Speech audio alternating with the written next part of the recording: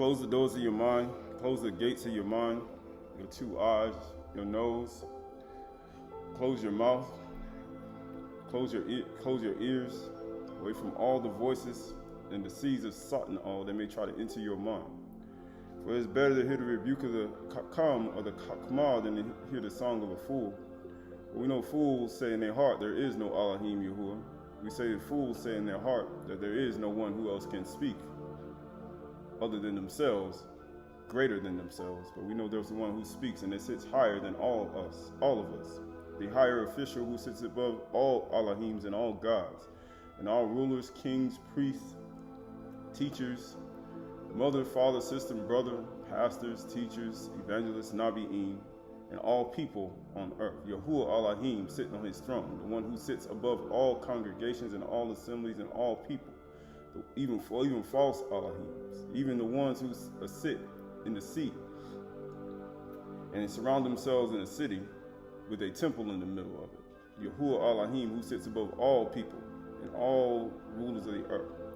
So this Yom, we acknowledge the one who made all things and all creatures of the earth, and all the animals and the behemoth and the Rames and the Ga'ar, the one who gives life and understanding to our inner man and our inner being and our inner essence and our sentient self, and allows our inner being to give life to other people.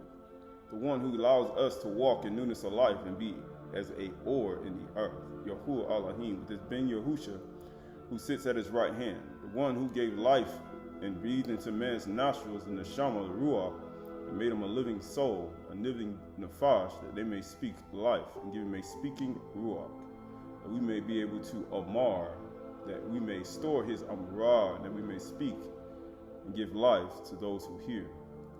So as we move forward in kindness, Ahab, we move forward in Kasid, Ahab, we move forward in Simcha, move forward in joy, peace, patience, meekness, temperance. I say self-control, and most of all, we move forward in love, which binds everything together in perfect harmony, right? In perfect harmony. Right? So this is the book of Luke, Oriyah, chapter 12 and verse 5. The book of Luke, Oriyah, chapter 12 and verse 5. The book of Luke, Oriyah, chapter 12 and verse 5. Book of Luke, chapter 12 and verse 5. But I will warn you whom to fear. Fear him who after he has killed, has authority to cast in the shield. So we talk about all these people who claim they are in authority on earth right now. And he said you got to obey the authority. But he said the authority that one needs to actually obey and to fear is not human beings. It's not a human on earth. He said not even myself, a male or female or a child, or ruler or government official or anybody who proclaims themselves to be Yahuwah Elohim. He said don't even fear these people. Why? He says fear the one who got the power to throw has authority to cast into Sheol. Like that's the second death. Right? And it says, yes, I tell you, fear him. Right? When you say it twice, there's 2 or 3 witnesses. Just like Deuteronomy chapter 19 says. He said it twice. Why? Because every word can be established. So if you're saying that it's something otherwise than this, then you are definitely an anti-Mashiach. And it says, are not 5 sparrows sold for 2 pennies? Right? That's what people would do for what? To do sacrifices, right? They sold for 2 pennies. And not one of them is forgotten before Elohim. You wouldn't forget what you did to his animals, his creatures, right? Or whatever he say any birds or any calves, any goats, or anything that he gave you authority, Adam authority, and dominion over. He know what y'all did to his creatures and his animals, how you offered them up for your sins. But it says, and not one of them is forgotten by Yahuwah. Why? He says, why even the hairs of your head are all numbered. So all your hairs on your head that you look on your top of your thought process, you know, when people say your mind, they're all numbered. And guess what? Yahuwah ain't forgotten not one of your hairs on your head. Right? You know, people say my hair's on my head. He said, I ain't forgot what's on the top of your head. And guess what? Fear not. You are more value than many sparrows. He's saying, look at your hair on your head. He said, you are more value than many sparrows. So all the sparrows, all the what you see on the earth, right? Going to Luke 12:7. Right, you're gonna go there right quick. Luke 12:7.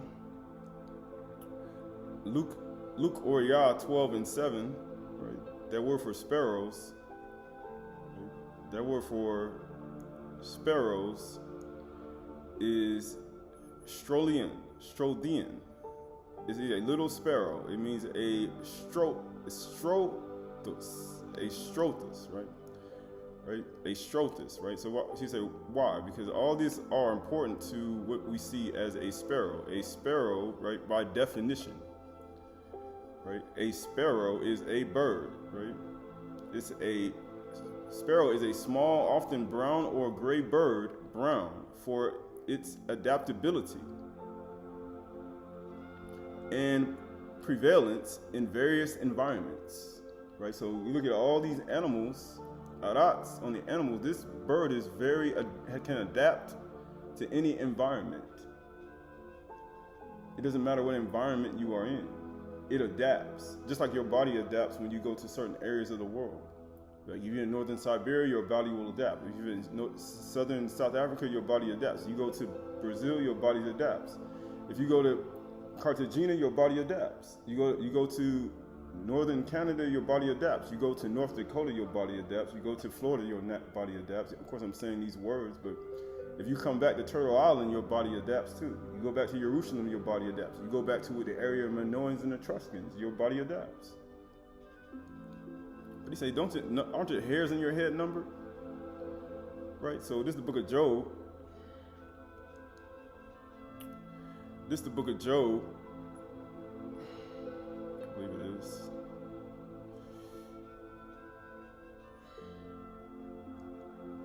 Right. This is the book of Job, chapter.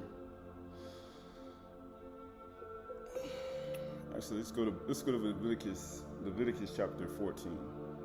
Leviticus chapter 14. Let's go there.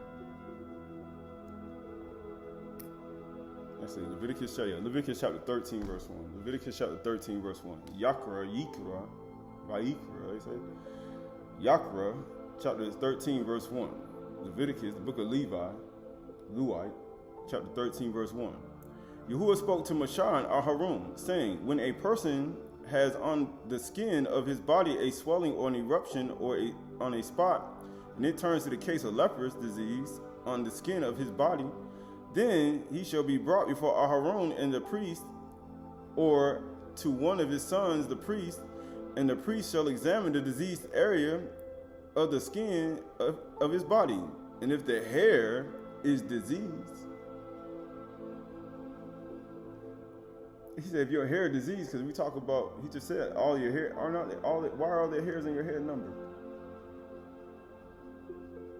And if your hair is diseased, he says, in the diseased area has turned white, and the disease appears to be deeper than the skin of his body, and it is a case of leprous disease. When the priest has examined him, he shall pronounce him unclean. Why? Because these are all a part of it. But let's keep going. But if the spot is white in the skin of his body and appears no deeper than the skin, and the hair in it has not turned white, the priest shall shut up the diseased person for 7 days. Right, that's 7 days. Right? 7 days. You know how we count 7 days a year release? Or we got jubilees every 7 years? Right? He said for 7 days, he said you shut him up. And the priest shall examine him again on the 7th day. What today is? Today is what? The Shabath. Sword knives wrestle our word perfection. The 7th letter of the alphabet, the Zun. Why? Because now you're getting examined again. And if the disease area has faded and the disease has not spread in the skin, then the priest shall pronounce him clean. It is only an eruption, right? So all this is all a part of what? Examination. Like we say, examine yourselves to see if you're in a muna or not. Like we say, examine yourselves. And you're supposed to examine yourself daily. How many days you supposed to examine yourself every day until the seventh day?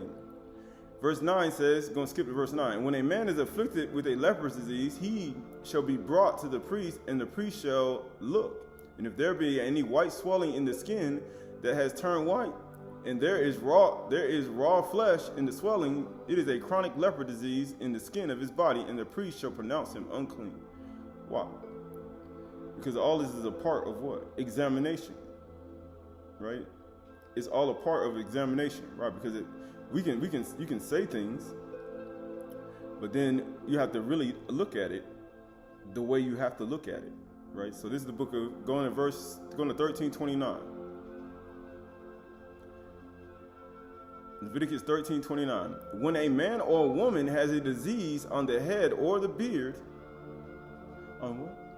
On the head or on the beard, the priest shall examine the disease, and if it appears deeper than the skin, and the hair in it is yellow and thin, then the priest shall pronounce him unclean. It is an itch, a leprous disease, and of the head or the beard. So you look at your body right now. Look at your thought process. Look at your beard. Look at your head. He said it's unclean. People say, how do you know that? But we look at ourselves. And if the priest examine the itching disease, and it appears no deeper than the skin, and there is no black hair in it, he said, how do you know they were black? How you know they were a certain color, skin color? Right? It's not difficult. Then the priest shall shut up the person with itching disease for 7 days. So you got 7 days. And that's everybody. He said you got to do this every single day. Because you always got to check yourself. You always got to examine yourselves, right? But it said right here, and on the 7th day, the priest shall examine the disease. And if the itch has not spread, and there is no yellow hair, and the itch appears to be deeper than the skin, then he shall shave himself. Then he shall do what?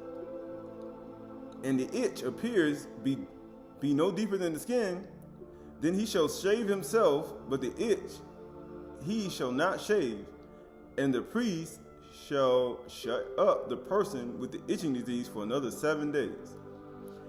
Why? Because you got to cut off the outer parts of it so it won't spread to other places. Why? Because it's inside of that one little block of hair. It's just like you go to the forest and you have one little area that has diseased plants or blight. You want to get rid of. You want to make sure you get and quarantine that one area. It's the very same thing when it comes to yourself.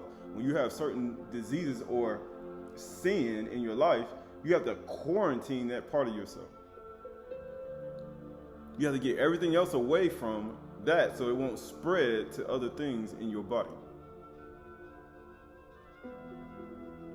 And this goes for self-examination, right? People want you to examine them for you, but that's everybody's job to do.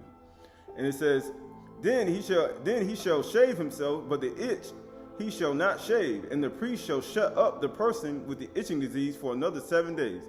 And on the 7th day the priest shall examine the itch, and if the itch has not spread to the skin, and it appears to be no deeper in the skin, then the priest shall pronounce him clean, and he shall wash his clothes and be clean. Right? So this is all a part of it. But if the itch spreads to the skin after the cleansing, then the priest shall examine him, and if the itch has spread to his skin, the priest need not seek for the yellow hair.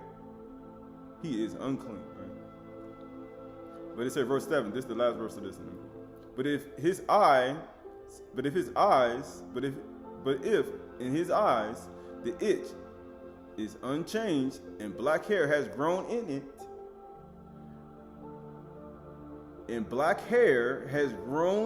it, the itch is healed, and he is clean, and the priest shall pronounce him clean. Right. So this is the whole point of all this. But we're gonna get into it, right? There's a whole thing to this. It ain't gonna be long either. But here we go. Right. So this is the book of 2 Corinthians chapter 13. 2 Corinthians chapter 13, verse 5. Corinth, chapter 13, verse 5. It says, examine yourselves, just like we just read. The priest going to examine you? No. Examine yourselves to see whether you are in a munah. Test yourselves. Or do you not realize this yourselves? That Yahushua Mashiach is in you? Unless indeed you fail to meet the test. What do you think they were doing when they were examining the people? When the man came with leprosy, they were testing to see what is going on, right? But it says, I hope you will find out that we have not failed the test. But we pray to Elohim that you may not do wrong, not that we may appear to have met the test, but that you may do what is right, though we seem to have failed. For we cannot do anything against the truth, but only for the truth. You say, so why is this important? Because when you start looking at all these, when you look at it, when you read the Torah, when you read the law, you understand everything that comes through the examination process is a part of your own responsibility. You. Because if you don't take on your responsibility, then guess what happens? You start throwing your responsibility and trying to transfer sins onto somebody else, and it's your responsibility to actually put these things in subjection in your own self. Because if you don't, then guess what happens? Then you'll find yourself in a serious situation you don't want to be in, right? You don't want to be in, right? This is the book of Aydah, chapter 4 and verse 10. Job chapter 4, verse 10. Job chapter 4, verse 10. The book of Job chapter 4 and verse 10. The book of Job chapter 4 and verse 10. The book of Aydah chapter 4 and verse 10. Yeah, I think that's what I want. Yeah, 4 and verse 10. Here we go. And it says, the roar of the lion, the voice of the fierce lion, the teeth of the young lions are broken. The strong lions perish for lack of prey, and the cubs of the lioness are scattered. Now a word was brought to me stealthily. My ear received the whisper of it. He said, very stealth. And guess what happened? Amid thoughts, the visions of the night, when deep sleep falls on men. Why? What happened? Dread came upon me and trembling, which made all my bones shake. And what happened? A spirit glided past my face. What's on your face? The hair of my flesh stood up. What's on the face of a man at night? His beard.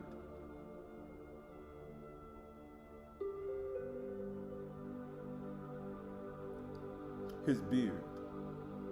And you know what happens if your beard is unclean? What type of spirit you think that is?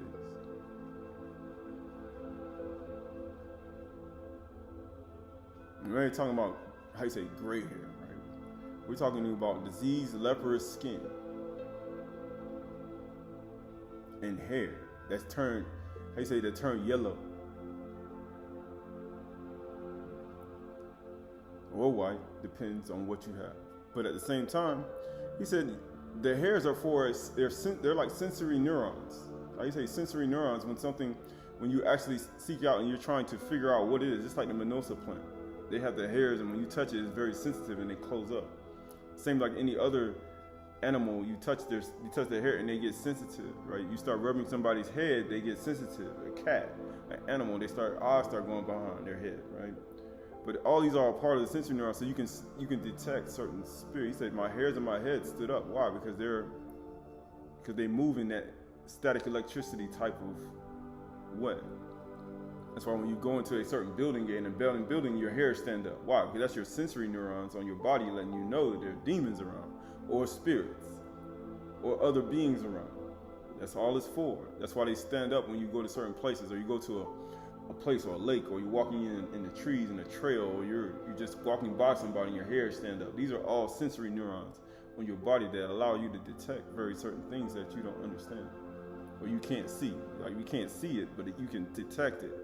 And that's when you need to get on guard and say, hey, that's what it's for. That's what it's for. But that's what it's for, right? There's a reason for all of this, right? There's a reason for all of this, right? This is the Testament of Naphtali. Testament of Naphtali, chapter 1 and verse 19. Testament of Naphtali. Testament of Naphtali. Testament of Naphtali, chapter 1 and verse 15. Yes, I think this is.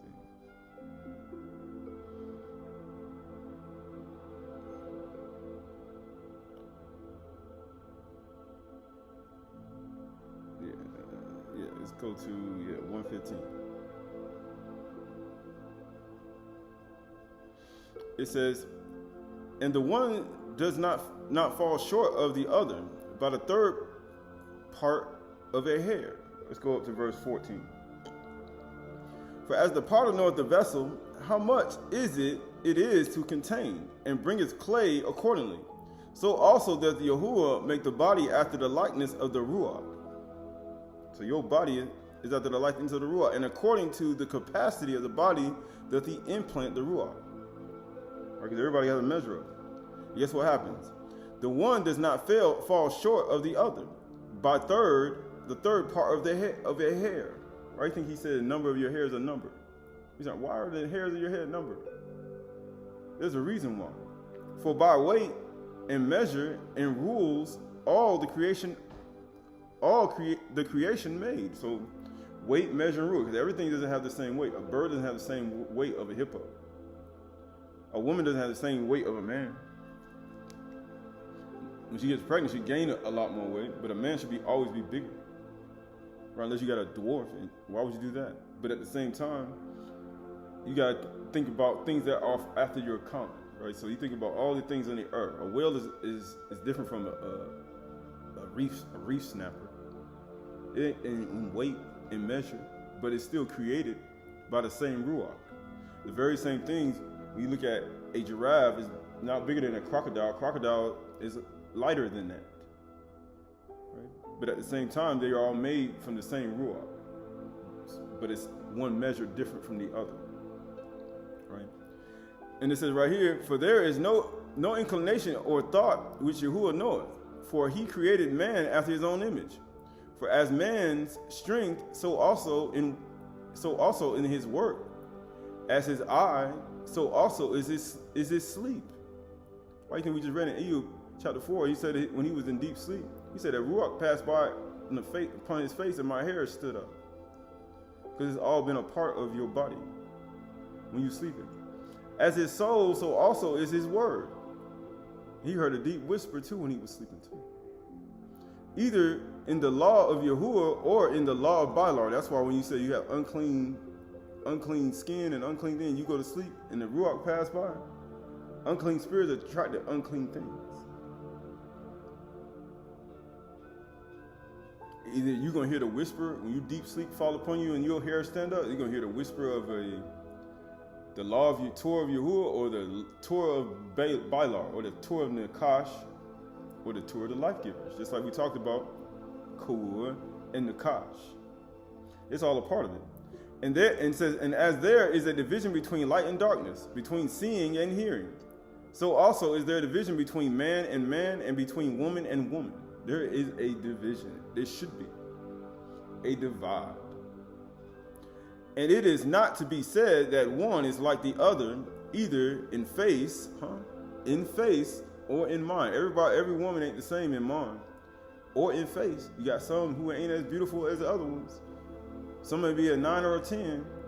Some men may have a lot of understanding. Some men may don't. He may not. He may have small understanding. Some people may be heavier than the other person. Everybody's different.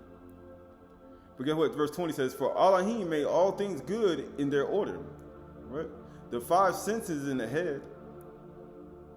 Now you say the Ruach passed upon my face. And he joined on the neck to the head, adding to it the hair also for comeliness and kabod. Why? Because the hair was always meant for comeliness and kabod. For how you say, for white hair or black hair. It was all a part of the comeliness and kabod. Why? It was also to sense the neurons. How you say, to sense the spirits. It was always used as a way to sense the other world, the unseen world. Why? When you look at it, when you take the hairs out of your head, what do you see? What do you see when you take the hairs out of your head? Right? When you hold it in your hand, you ever pull a piece of your hair out? And you hold it in your hand? It'll coil up just like a child in the womb. It'll coil up just like a child in the womb of a woman. You know, you hold a child in your hand and then curl up in your hand because your hair is alive. And just like when you detach yourself in the umbilical, a child is attached from the umbilical cord and you hold it in his hand, it curls up into your hand. It curls up right in your arm. The same way when you take your hair out and it coils up right in your hand. Because it came out from you. It came out from you. And it says, a hair also for comeliness and kabod. Then the heart for understanding, the belly for excrement, and the stomach for grinding. The windpipe for taking in the breath, and the liver for wrath, and the gall for bitterness, and the spleen for laughter, and the reins for prudence, and the muscles of the loins for power, and the lungs for drawing in, and the loins for strength, and so forth. Right? So all that's a part of it, right? Right, go in the book of Bereshit.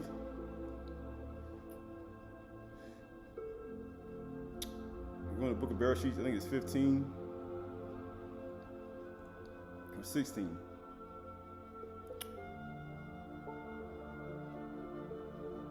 Yeah, Bereshit chapter 16 and verse 9.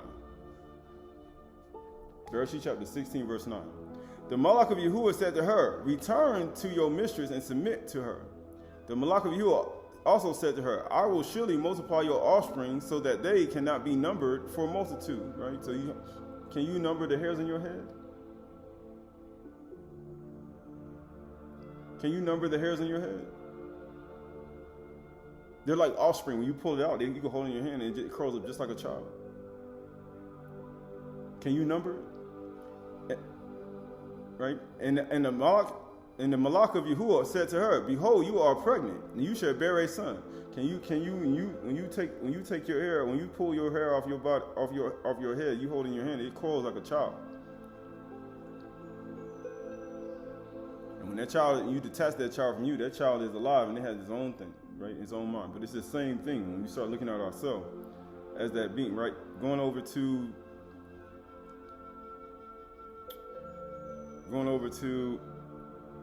this is all a part of it, right?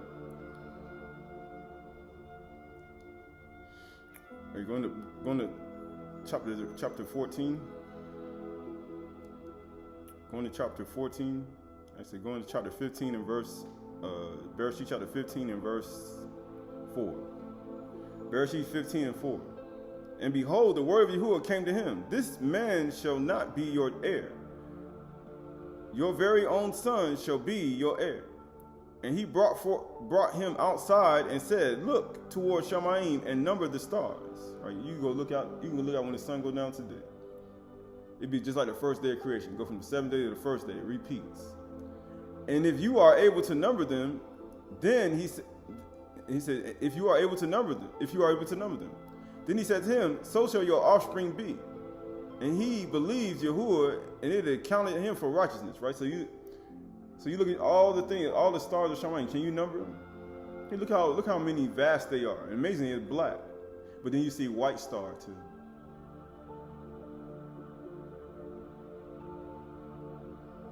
It's just like hairs in your head. You have some black hair and some white, depending on how you want.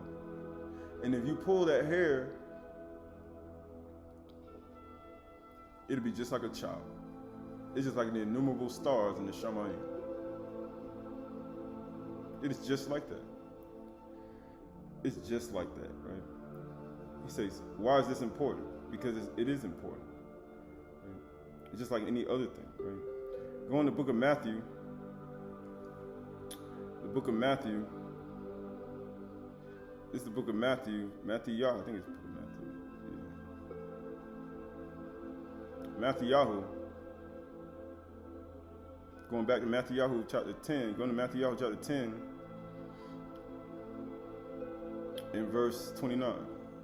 Going back there. Are not the two sparrows sold for a penny? You know those adaptable birds who can adapt anywhere?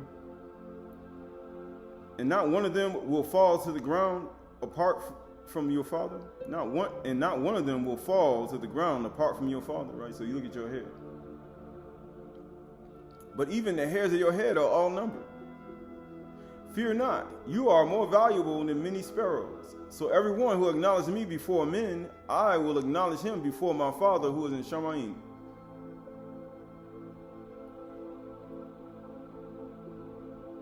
He said, if you acknowledge me, because Abraham believed you, and it was accounting him for righteousness. He's like, if you acknowledge me before men. And guess what happened? But whosoever denies me before men, why do you think Yahushua was saying this? I will deny before my Father who is in Shamayim. He said, I'm going to deny you. I don't know you either. You know how people say, I ain't learned that from you. You know how people they'll take information and knowledge and he'll be like, I ain't learned that from Yahushua Mashiach. I figured this out myself. I came over here. I don't want to acknowledge you, right? You know how they say, you ain't going to acknowledge that you learned it from me. Yahuwah like, you ain't going to acknowledge you learned all this from me? Because that's the whole point. Nobody want to acknowledge that you learned it from Yahuwah. You want to say, I did it.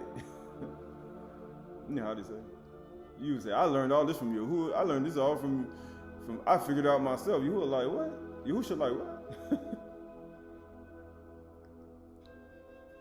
And that's the thing, right? So,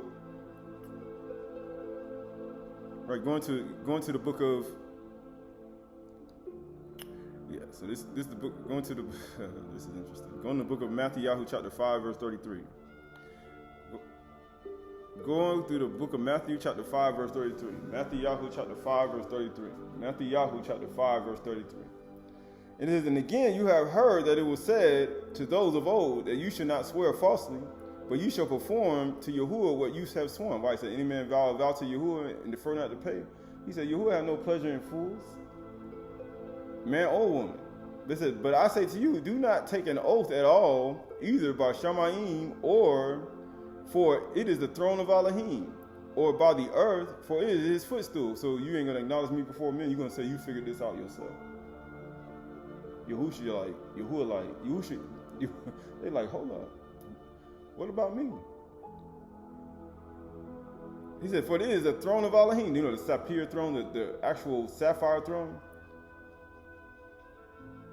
Do not take an oath at all, either by Shamayim or for it is the throne of Elohim, right? That's the sapphire throne, sapphire, blue throne. Or by earth, for it is his footstool.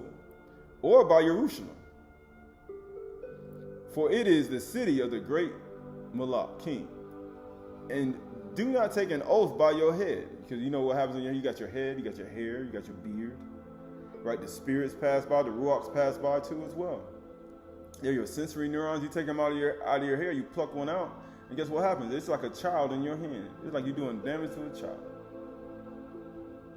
But it's like a child being born. Because, you know, in pain, you shall bring forth children. You know, when you pluck a hair out of your head, you know it's painful. You feel a little, like something shocked you. It's the very same thing when a child comes out of a mother's womb. And guess what? And do not take an oath by your head, for you cannot make your hair white or black. What did we just read about? We were talking about white and black hair. He said if that hair be black in leprosy, after they get shut up for 7 days, if that hair be black, then he is clean. Can you make your hair white too? Can you make your hair turn white and gray? But you can make it turn yellow though, by your actions.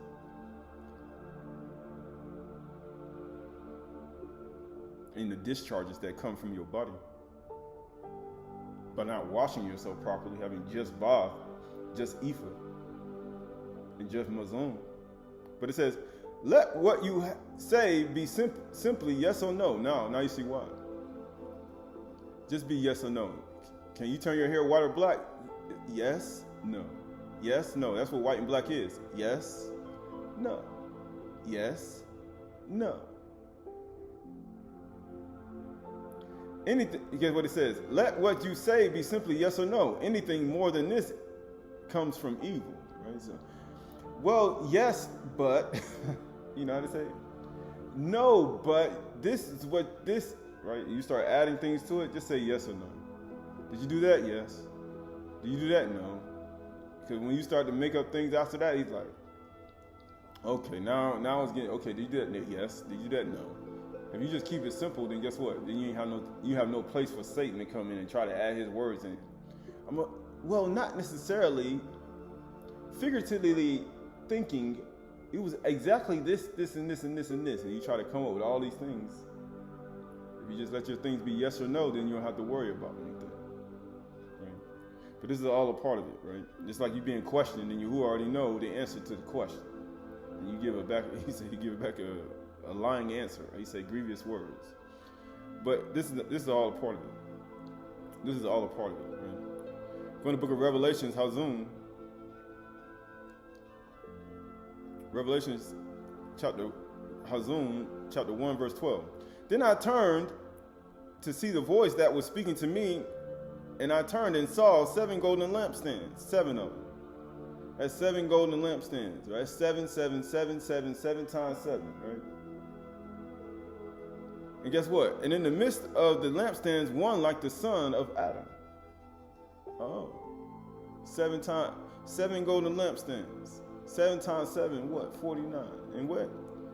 In the midst of it, you got one like the Son of Man. People say, what the Shabath is? Why do you think he adds 7 golden lampstands and you got 7? You got one person after that. That's 50 a day. But that's, he said, if you know how to do your math, that's when you meet him. And people say, I got the Ruach. How you got it?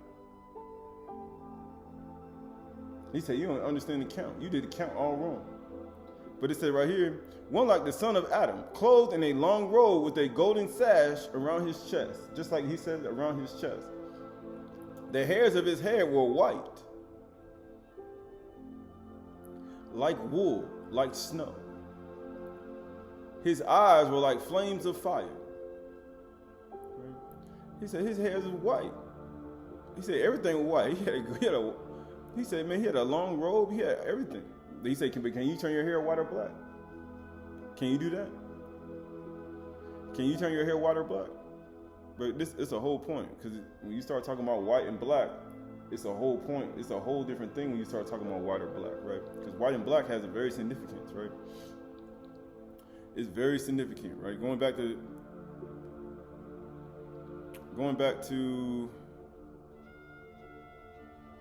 Leviticus chapter 13 and verse 13. Amazing is Leviticus 13:13. The priest shall look, and if the leprous disease has covered all his body, he shall pronounce him clean of the disease. He says, the priest shall look, and if the leprous disease has covered all his body, he shall pronounce him clean of the disease. It has turned white. He is clean. And when the raw flesh appears of him, he shall be unclean. The priest shall examine the raw flesh and pronounce him unclean. Raw flesh is unclean, for it is a leprous disease. Right? All this is a part of it, right? But here we go. Right, so we're going to the book of Deuteronomy.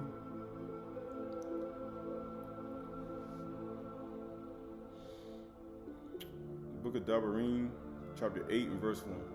Book of Deuteronomy, chapter 8 and verse 1. Book of Devarim, chapter 8 and verse 1.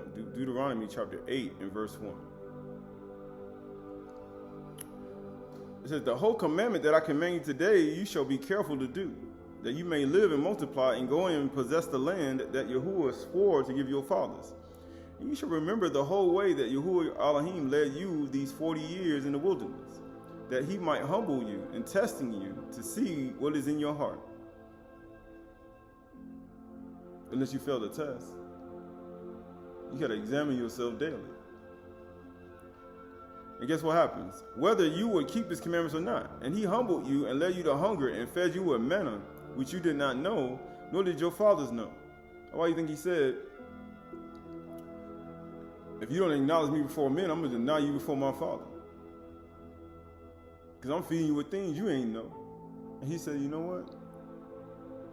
And if you deny me before my Father, I'll deny you. You deny me before men, I'm going to deny you before my Father. So he said, you're going to come in. You're going to be like, I'm the Mashiach. That's what you're going to do?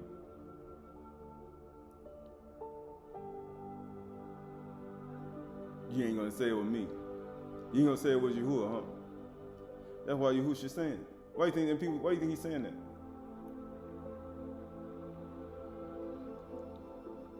And he says, and fed you with manna, and he said, which you did not know, nor did your fathers know, that he might make you know that man does not live by lakam, bread alone, but man lives by every word that comes from the mouth of Yahuwah.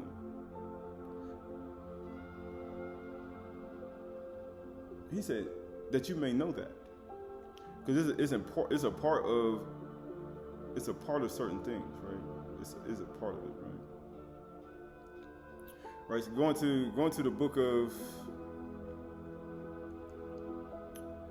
this is important too, right? So going to the book of 1 Samuel, Olive Shemuel, chapter 10 and verse 1. Or 2 Samuel, I'll say Baith Shemuel, chapter 10, verse 1. 2 Samuel, chapter 10, verse 1. And after the king of the Ammonites died, and Hanun his son reigned in his place, and Dawid said, I will deal loyally with Hanan, the son of Nahash, as his father dealt loyally with me. Right? So you do not return evil for good. Or what's going to happen in the book of Proverbs? What happens if you return evil for good? Evil won't depart out of your house, out of you. So if you can't receive anything good, if somebody chooses good for you and you return evil to him or her, you know what happens? Evil ain't going to depart out of your body. You know what happens after that? Your whole house is going to be evil. Your body. But that comes with self-examination. But I won't even talk about it. But it says right here. So Dawid sent his servants to console him concerning his father. And Dawid's servants came into the land of the Ammonites. And these are not even people who don't even believe. He said they don't even follow. And he said, love your enemies. Do good to those who... Love your brother, hate your enemy, right? Even though they do good for you.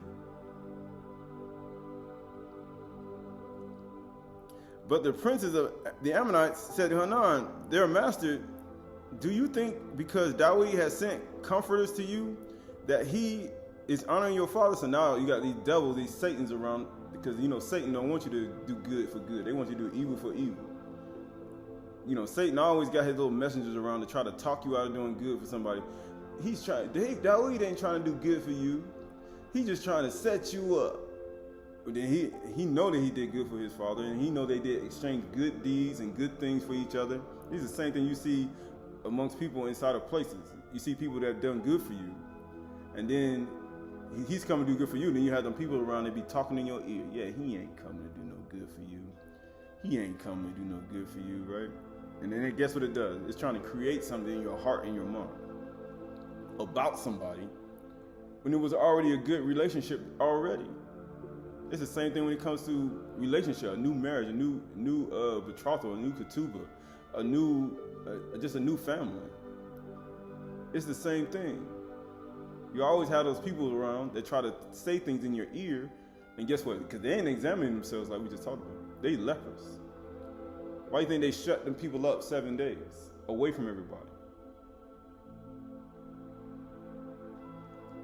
And it says right here, it says, but the princes of the Ammonites said to Hanun, their master, do you think because Dawid has sent comforters to you that he is honoring your father?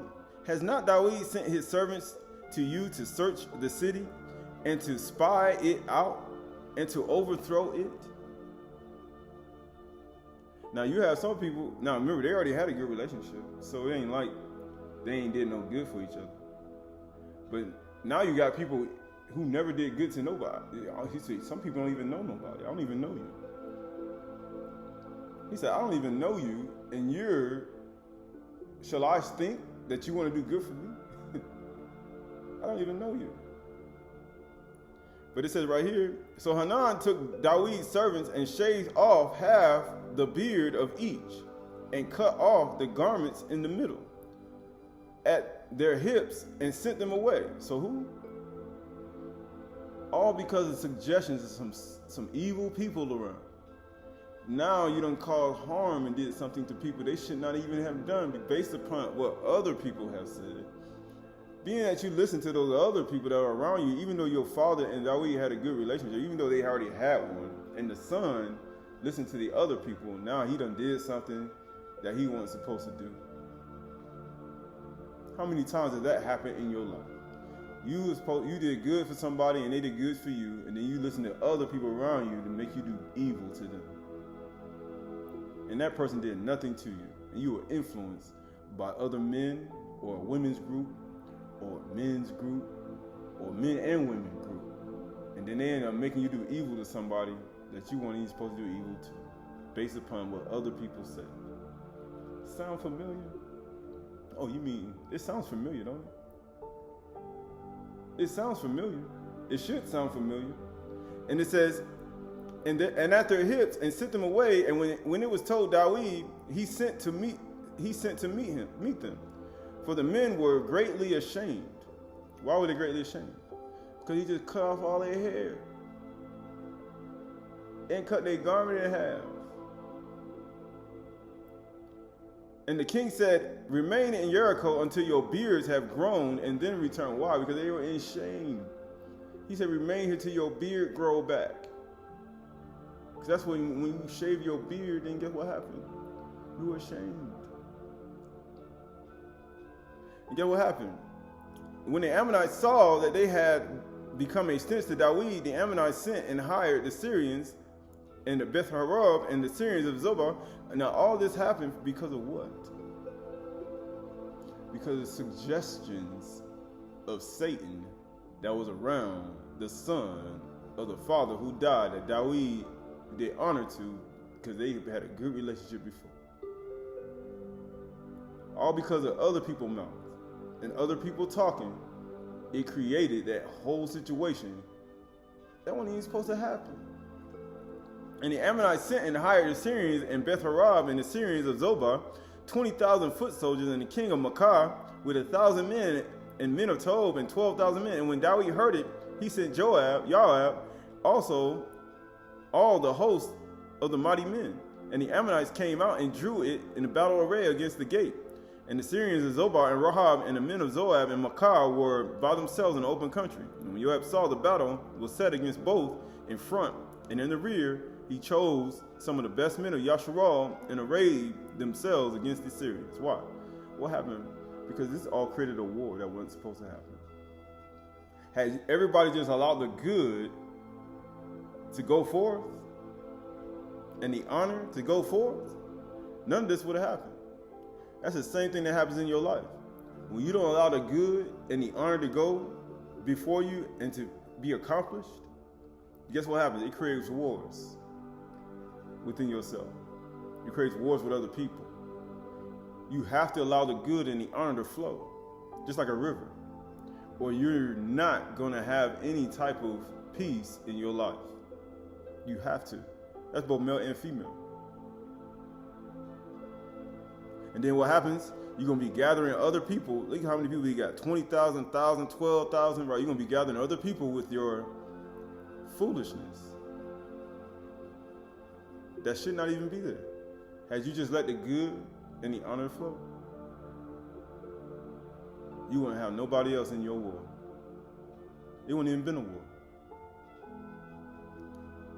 Right? How many times did that happen in your life? But that's all a part of it, right?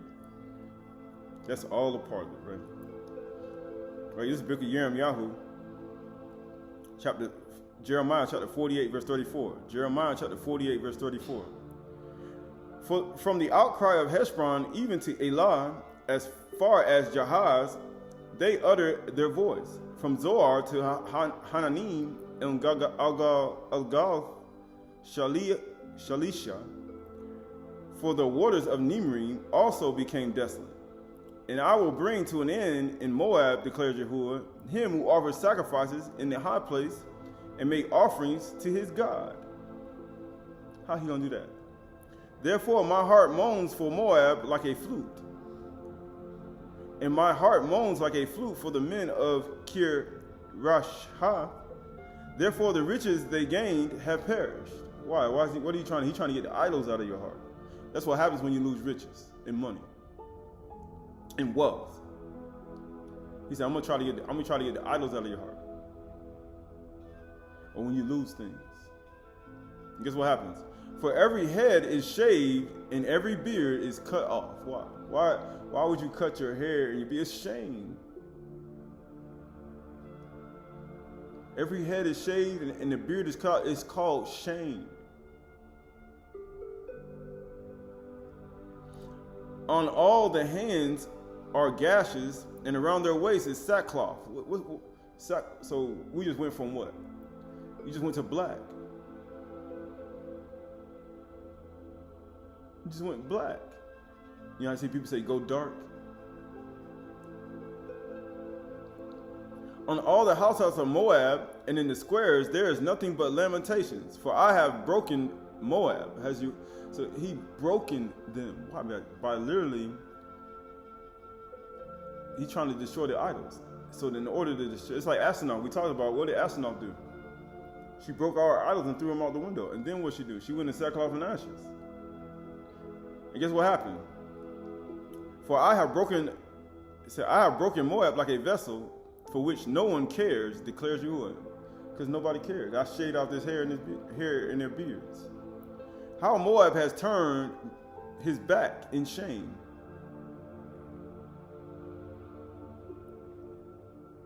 It's called shame.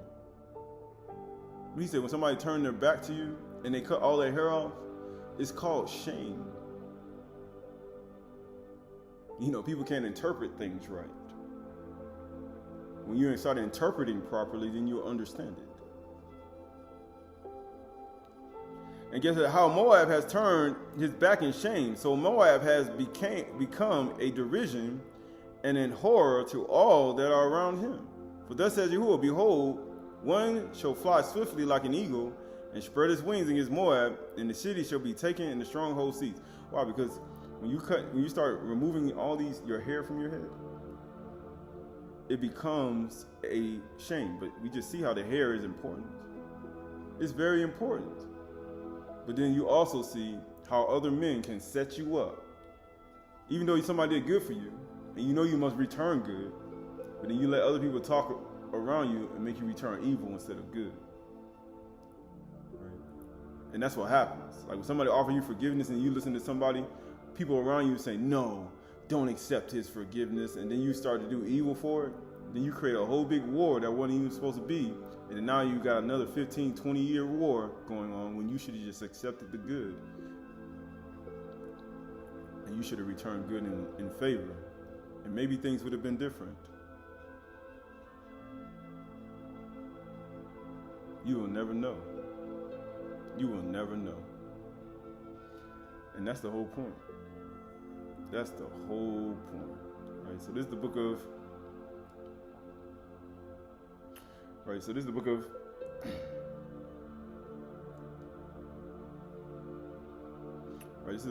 Leviticus chapter 14 and Leviticus Yikra chapter 14, we almost finished verse 7. And he shall sprinkle it 7 times, right? Going up to, sprinkle it 7 times, verse 7. On him who is cleansed of his leprous disease. Then he shall pronounce him clean and shall let the living bird go into the open field. Say what?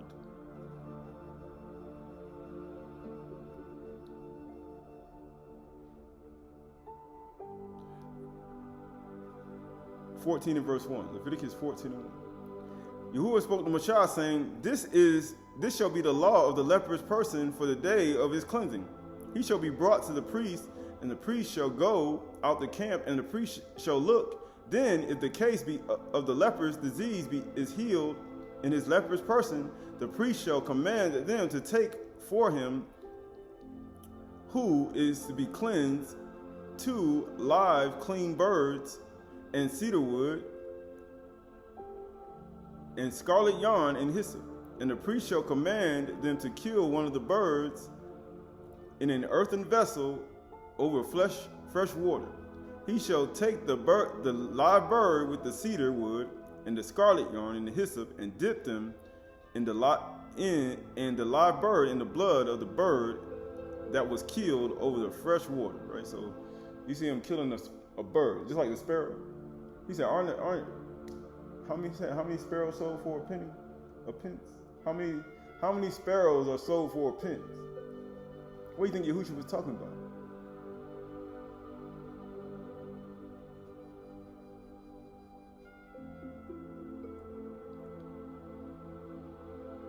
What do you think he was talking about? He said, but if you don't understand this, how you gonna understand what he was talking about? He said, aren't all your hairs of your head numbered? Can you turn your hair white or black? Can you do that? And guess what it says? He shall take the live bird from the cedar, going to verse 5. And the priest shall command them to kill one of the birds of the earthen vessel of fresh water.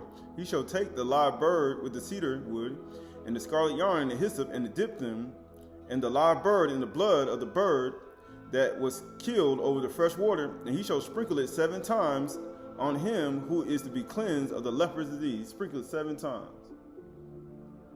He said, why you gotta sprinkle it 7 times? There's a reason why.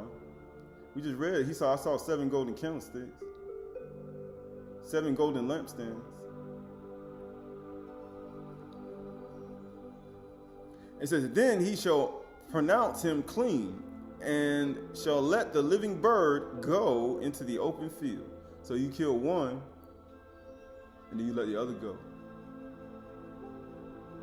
Sound familiar?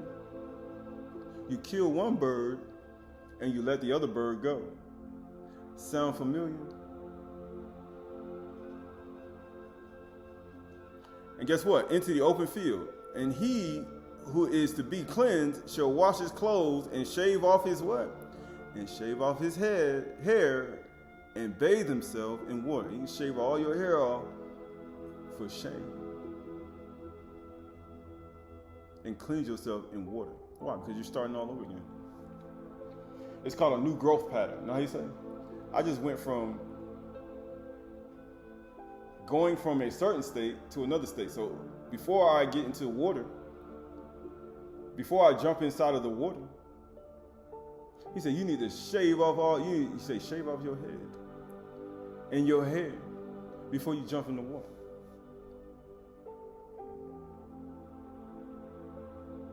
Once you realize that you're clean. He said, now you're clean.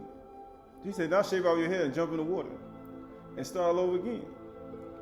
And he shall be clean. And after that, he may come into the camp. He said, then you come into the camp. He said, then you come into this whole thing. But first you got to realize one sparrow got to die.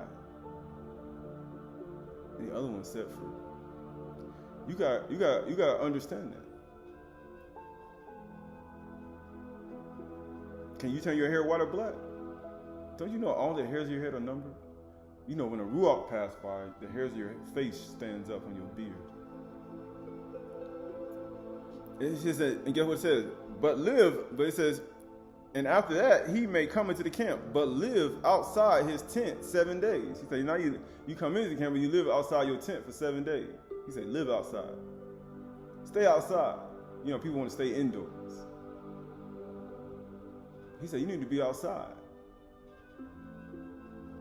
And on the 7th day, ye shall shave off all his hair from his head, his beard, and his eyebrows. He shall shave off all his hair, and then he shall wash his clothes and bathe his body in water, and he shall be clean, right? And he said, and then you're going to be clean. So you got to do it. He said, you do that once and do it again after 7 days. He said, you see all this? This is part of purification. And on the 8th day, he shall take 2 male lambs. And of course, you know that, but all this is a part of it. But this is important, though. This is important, right? This is all important. This is all important, right? This is the book of Numbers, chapter 6, verse 9. Numbers, Bamidbar, chapter 6 and verse 9. If a man dies very suddenly beside him, and he defiles his consecrated head, then he shall shave his head on the day of his cleansing on the 7th day to shave it.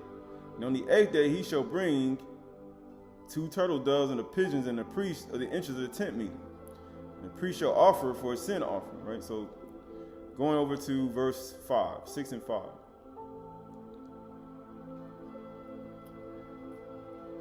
6 and 3. Actually, yeah. Next, right. Let's go 6 and 1. Forget it. And Yahuwah spake to Moshe, saying, speak to the people of children of Yasharal, and say to them, when either a man or a woman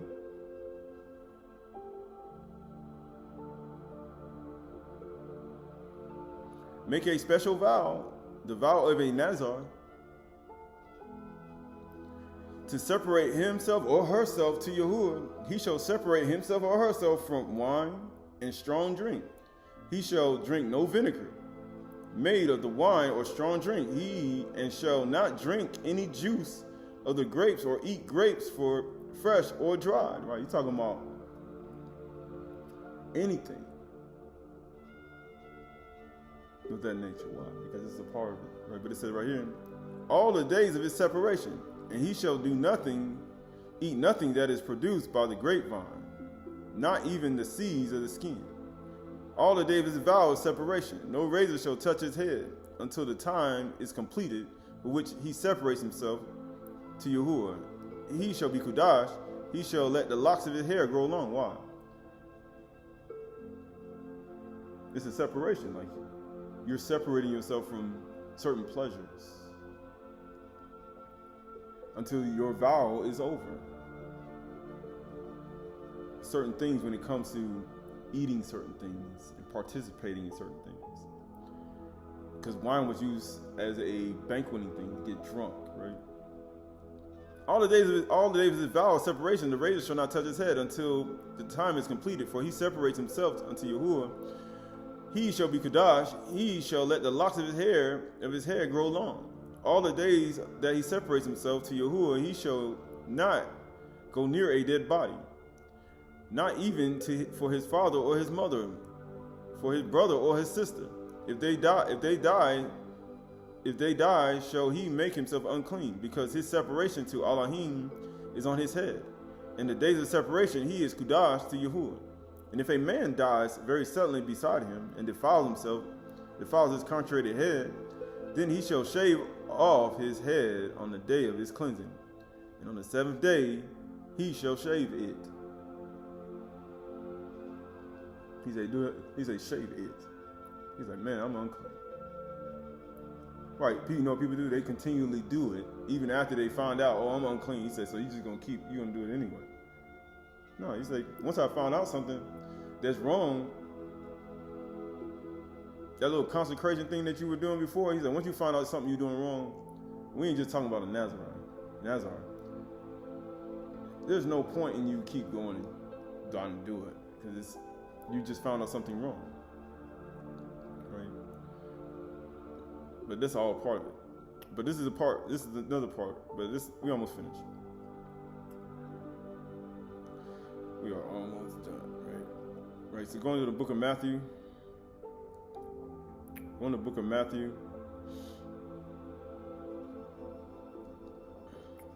Right. This is the book of, actually, let's go to the book of Leviticus. The book of Leviticus. The book of Leviticus, chapter 19 and verse, the book of Leviticus chapter 19, verse 23. It says, when you come into the land and plant any kind of tree or for food, then you shall regard its fruits as forbidden. 3 years it shall be forbidden to you, it must not be eaten. Right? And in the 4th year, all its fruit shall be kudash, an offering of praise to Yahuwah. But the 5th year ye may eat of its fruit, to increase its yield for you. I am Yahuwah, your Elohim. The farming terms. I say these are farming tips. Like you say. And when you eat any, it says, you shall not eat the flesh with the blood in it. You shall not interpret omens or tell fortunes. You shall not round off the hair of your temples, nor mar the edges of your beard. Right? What does he mean by that? This is Leviticus chapter 19, verse 27. Leviticus chapter 19 and verse 27. Yikra. Leviticus chapter 19 and verse 27. Leviticus 19 and 27.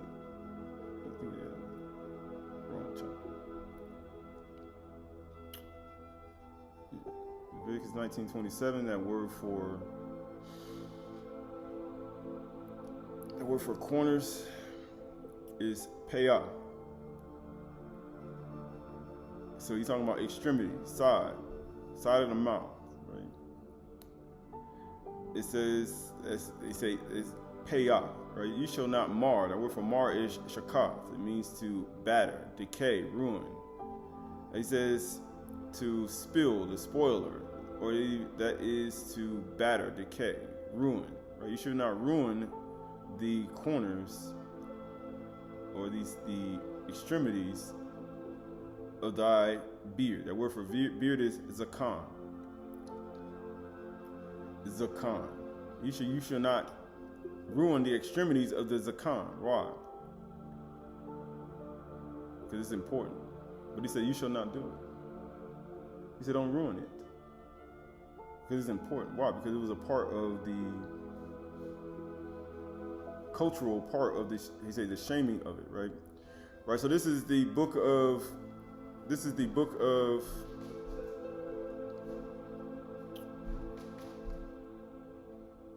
right, so this is the book of Chronicles. Right, so this is the book of Chronicles, chapter 16. Actually, no, let's go to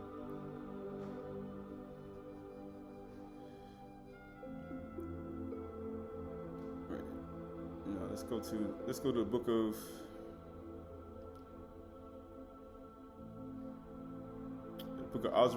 Ezra, chapter 9, verse Ezra, chapter 9, and verse 1.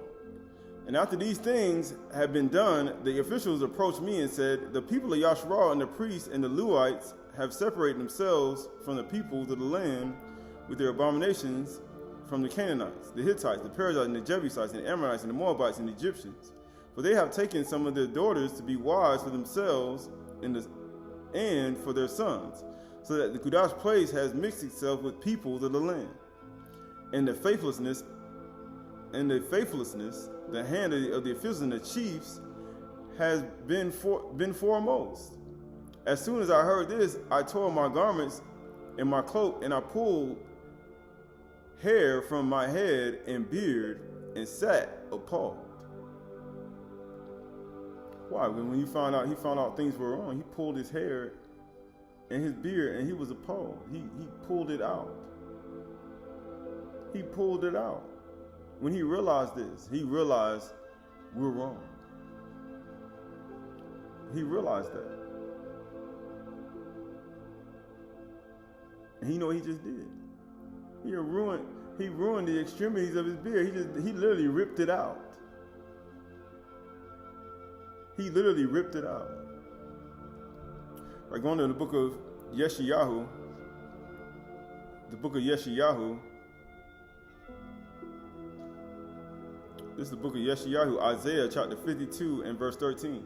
Yeshayahu 52 and 13. Behold, my servant shall act wisely. He shall be high and lifted up, and shall be exalted.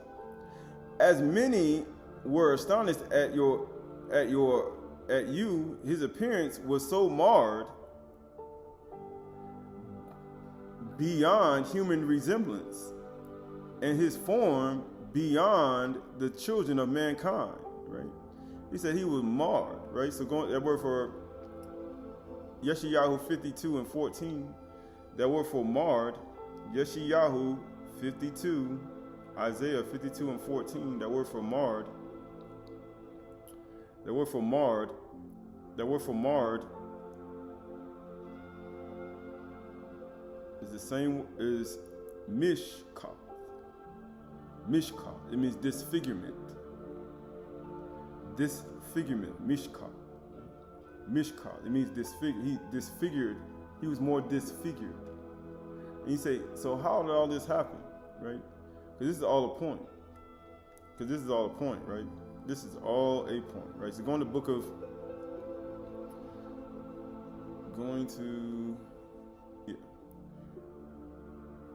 Matthew, chapter 26.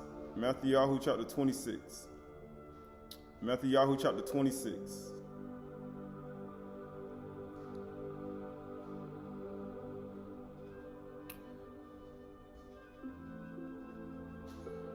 Matthew chapter 26. Matthew chapter 26 and verse 1. Matthew chapter 26 and verse 1. Matthew chapter 26 and verse 1. It says, and when Yahushua had finished all these sayings, his disciples, you know that after 2 days is the Pesach coming, and the son of Adam will be delivered and crucified. Then the chief priests and the elders and the people gathered in the place of the high Kohen, whose name was Caiaphas, and plotted together in order to arrest Yahushua by stealth and kill him. They did it by stealth, like just like a whisper that comes by. You know, like a whisper came by. A ruach came according to Ehud by stealth, and he heard it whisper. And you know what happened? He said a spirit came by his face, and his hair stood up. And he did it by stealth. And it says, and kill him. But they said, not during the feast, lest there be an uproar among the people. He says, let's not do it during the feast, because, you know, just like we just read in Dawid, when the man said, he did honor to your father. Because that's what the feast is for, to do honor to the father, Yahuwah. Right? But guess what it said? But then they listened to other people. They wanted to do honor. He said, man, I'm going to do honor to the father. But then the son was like, David's coming over here to show some honor. I don't know if we should he come over here to send his servants to spy. So then they cut off their beard and they sent them away back to him in shame. But then you see David was doing honor to the father because the father did honor to him. But then you see other people gathered together. The son was getting ready to do it. You know how you are a son or a daughter. You were getting ready to give honor to the person who come to give honor to the father too. You get ready to do good to the person who's coming to do honor to the father as well. But then you have people around you that tell you to do evil to the person because they hate him. So therefore you're going to do evil to the person that they hate, but you know you're supposed to do good to that person. And guess what? But they said, not during the feast, lest there be an uproar among the people. And when Yahushua was in Bethany in the house of Simon the leper, he was in the house of Simon the leper, a woman came up to him with an alabaster flask and very ointment, and she poured it on his head as he reclined at the table. He poured it on his head. He poured the oil on his head. And amazingly, and when the disciples saw it, they were indignant, saying, why is this waste? For this could have been sold for a large sum and given to the poor. But Yahushua, aware of this, said, why do you trouble the woman? For she has done a beautiful thing to me. For you always have the poor with you, but you do not always have me. In pouring this ointment on my body, she has done it to prepare me for my burial. He said, you did it to prepare me for my burial. Why would she do such a thing? But then you see all these things happening. You see people plotting, doing evil, but then you also see a woman pouring oil on his head. Right? All that's a part of it. All that's a part of it, right? Because it's all a part of it, right? Going to the book of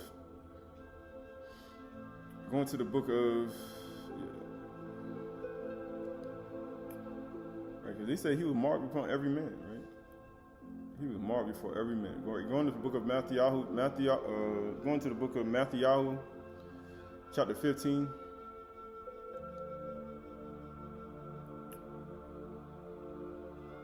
Matthew chapter 15 and verse, let's go to,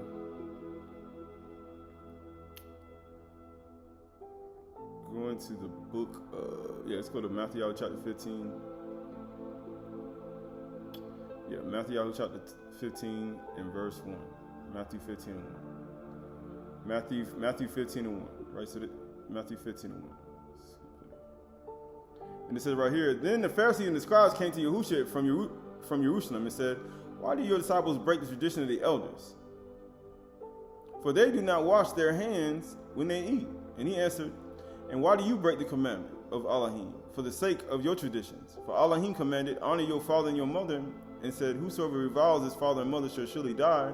But you say, if anyone tells his father and mother what you would have gained from me is given to Elohim, he need not honor his father. So for the sake of your traditions, you have made void the word of Yahuwah. Right? So, and he said, you hypocrites. Well did Yeshayahu Naba of you when he said, this people honor me with their lips, but their hearts is far from me. He said, everybody does that. In vain do they worship me, teaching doctrines the commandments of men. He said, you teaching doctrines the commandments of men. Because that's what they do. Right, this is the book of Matthew, chapter 26, Matthew 27. I think that's what it was. Matthew 26 and 67. Matthew 26 and 67. Matthew 26 and 65. Matthew 26 and 65. Actually, go to 60.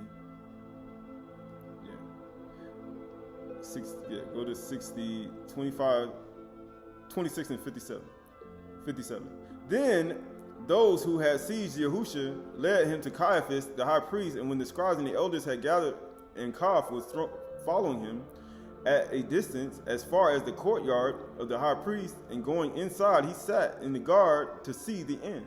Now, the chief priests and the whole council were seeking false testimony against Yahusha, that they might put him to death. Because that's what they want. They were always seeking false testimony to put him to death. Why do you think those men came to the king's son when they were in the book of, we just read, where David was going to get honor to the father? That did good to him. And then those false people came up and said, yeah, David, David gave a false accusation, false report saying, hey, David's coming to, he's coming to send spy, he's coming to destroy you. Right? And he listened to them. When it could have avoided the whole thing. And he ended up cutting off their beard and cutting it, and he said ripping their garments out and sending back David in shame. But that's the whole point. And guess what it said? It says, they led him to Caiaphas, the high priest. Let's go to verse 60. But they found none. Though many false witnesses came forward, at last 2 false witnesses came forward and said, this man said, I am able to destroy this temple and rebuild it in 3 days. The high Kohen stood up and said, have you not no answer to make? God, when you go to the court, they're in the courtroom. They're in the court and they got false accusations all around. It's just like nail buffs when Isabel wrote letters to all the people in Yasharal, and they end up putting him in the front and they end up stoning him, killing him, just so they can take his land. But you see right here, and the high Kohen stood and said, have you no answer to make? What is this that men testify against you? But Yahushua remained silent. And the high priest said to him, I adjure you by the living Elohim, tell us if you are the Mashiach, the son of Elohim. Yahushua said to him, you have said so, but I tell you, from now on you will see the son of Adam seated at the right hand of power and coming in the clouds of Shamayim. Now guess what happened when you tell people that? Then the high priest tore his robes and said, he has uttered blasphemy. He just tore his robes. Isn't that what Azra just did? In Ezra chapter 9, when he found out they were marrying strange wives of the foreign women, he plucked out his beard and he tore his garments and put on sackcloth. He just did this for false accusation. He did all this for false testimony. And then Yahushua told him the truth of what he was getting ready to do. And then he tore his garments when he told him the truth. He tore himself, ripped out his beard and ripped out his clothes and everything. Right? And he said, and he uttered blasphemy. What further witness do we need? Since you have now heard his blasphemy, and what is your judgment? And they answered, he deserves death. That's what they said. But guess what? They answered and says, and they spit in his face and struck him, and some slapped him, saying, Naba, unto us, Mashiach, who it is that struck you? And now Kav was sitting outside. So they struck him, and they slapped him, it says, saying, Naba, you Mashiach, who slapped? So they literally struck him and slapped him, right? So going to, this is another version. This is the King James version of that same verse. They say the King James.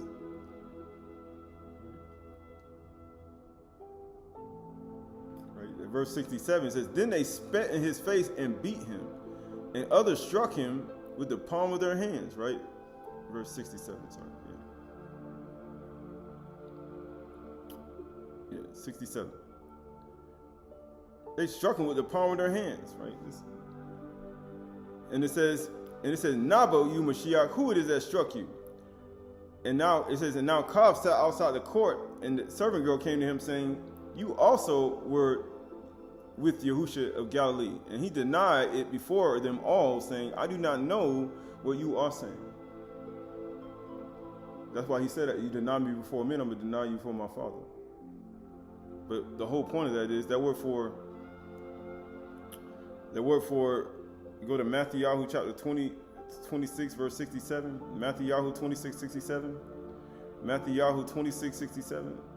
Right, 26, yeah, 26, 67. Let's go there right quick. Matthew 26, 67. It says, and they spit in his face and they buffeted him. They say buffet. They says make a fist at him, right? Of course, you know they punched him and smote him with the palm of their hand, right? They smote him with their cob. It says to that word for the palm of their. It says smote him with the palm of their hands is haredoza. It means to slap, to smite with the palm of the hand, right? It says to slap. They slapped them in the face. But why is this all important? It's all important for a reason. Right? It's all there for a reason. It's all there for a reason. Right? So this is the book of Matthew, chapter 27,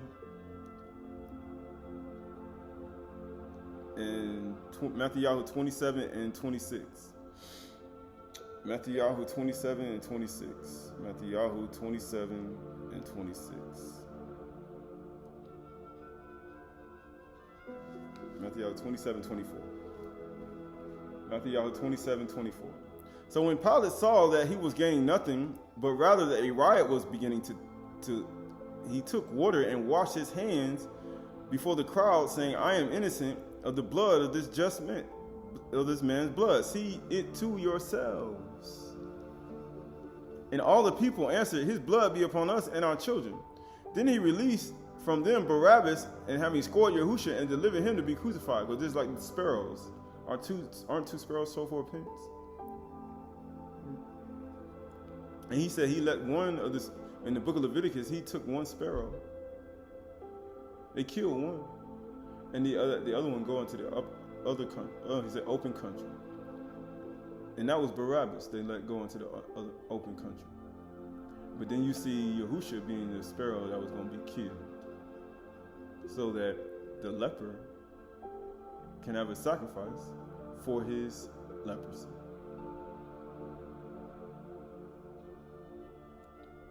And he was that sparrow that was killed. Can you turn your hair black or white? But amazingly, he ended up being that sparrow that was killed, and the other one was let go in the open country. Then the soldiers of the governor of Yahushua And then the soldiers of the governor took Yahusha to the governor's headquarters, and they gathered together the battalion before him, and they stripped him of his scarlet robe. And what did they do? And twisting a crown of thorns, they put on his head and put a reed in his right hand, and kneeling before him, they mocked him, saying, "Hail, Malach of the Yahudim." And they spit on him and took a reed and struck him on the head. And they mocked him, and they stripped his robe and put on his clothes on him and led him to crucify him. Right? And all this they did. They said they led him to crucify him. So why is this all important?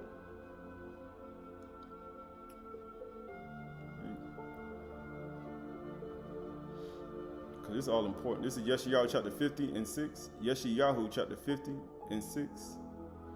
Yeshayahu chapter 50. Isaiah chapter 50 and 5.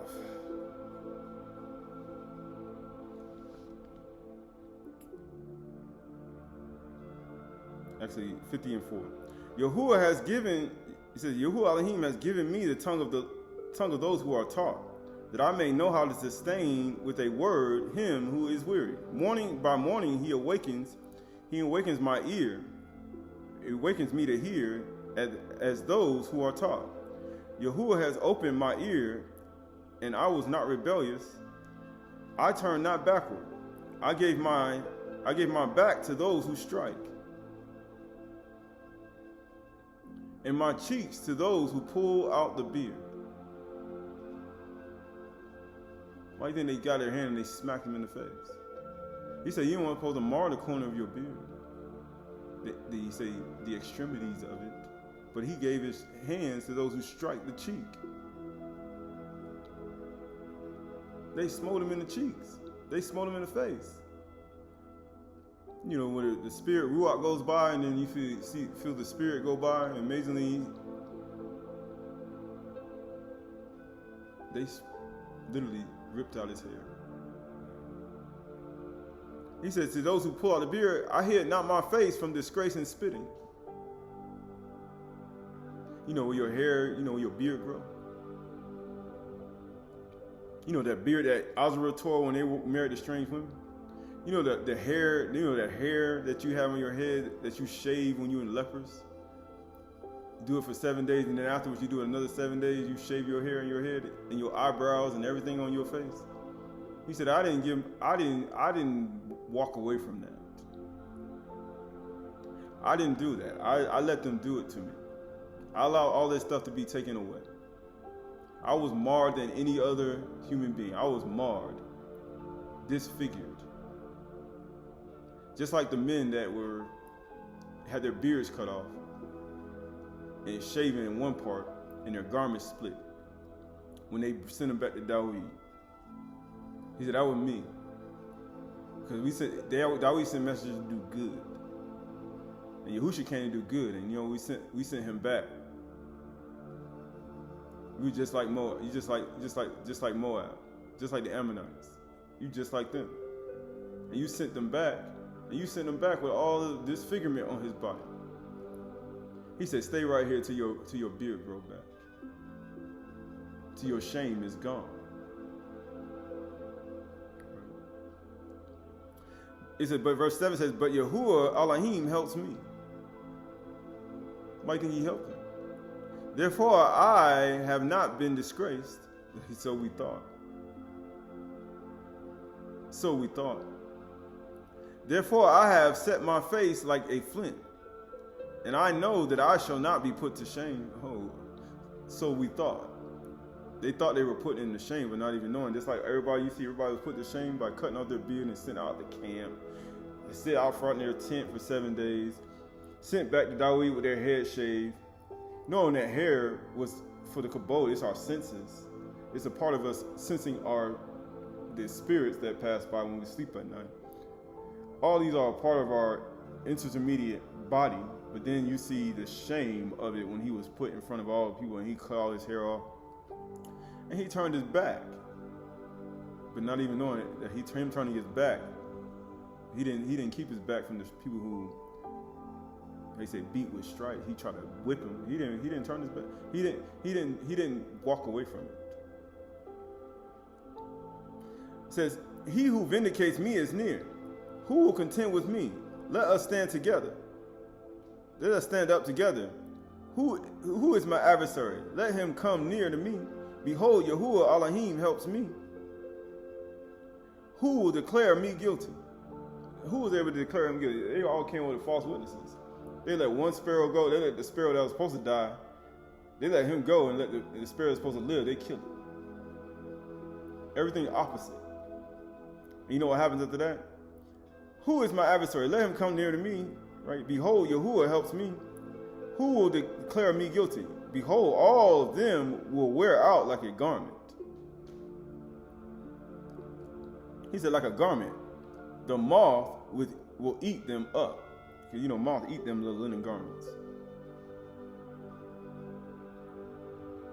Guess what it says? Verse 10. Who among you fears Yahuwah and obeys the voice of his servant? Let him who walks in darkness and has no light trust in the name of Yahuwah and rely on his Elohim. Even in this type of state. In a humiliated state. He said, trust in Yahuwah, and even in a humiliated state. And you know what happened? Behold, all you who kindle a fire, who equip yourself with burning torches. Isn't that what they came to in Qahalath chapter 18 when they came to get Yahushua, and then they come at night with burning torches to come and get Yahushua? He talking to you. He say, thief. And by torches that you have kindled, this you have from my hand. You shall lie down in torment. Huh? Yahuwah said, I'll let you do it.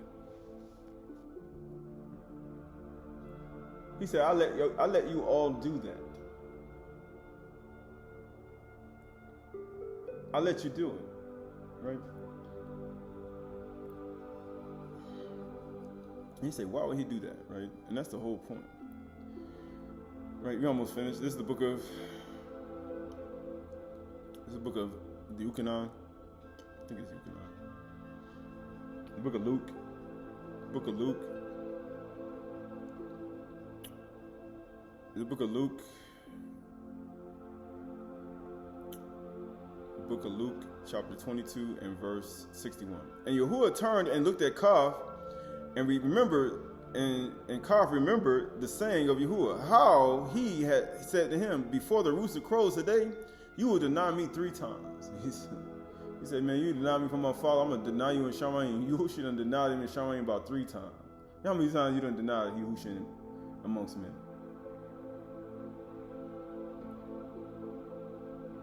And guess what happened? And he went out and wept bitterly. And that's what you're supposed to do. He's supposed to be like Moab when he said when he tore sackcloth and they shaved out all their hair and they went out and they wept bitterly. He said, I've broken Moab and their idols. That's why you think he broke Qahalath. That's how you gonna break Qahalath. How else you gonna break a rock? His name meant Qahalath. That's why it's stony heart. Ezekiel, Qahalath 36. I'm gonna take that stony heart from you. I'm gonna give you a heart of flesh. He just did that right there. Now the men who were holding Yahushua in custody were mocking him as they beat him. They were mocking him. They were laughing at him too. And Yahuwah let him do it. They thought they were humiliating him. He was like, no. You get what? They also blindfolded him and kept asking him, Naba, who it is that struck you. They say Naba. And they said many other things against him, blaspheming him. And when the day came, the assembly of the elders, he said the Aydah, the assembly, the community of the people gathered together, both chief priests and scribes, and they led him away to their council. And they said, if you are the Mashiach, tell us. But he said to them, I tell you, you will not believe. If I tell you, you ain't going to believe, even if you tell him. But if I ask you, you will not answer. But from now on, the son of Adam shall be seated at the right hand of power. So they said, are you the son of Elohim? Then, and he said to them, you say that I am. Then they said, what further testimony do we need? They don't even know. They just obeyed Proverbs chapter 27. I think it's Proverbs. He said, let another praise you and not their own mouth. And they want to crucify him for fulfilling the good part of the Torah.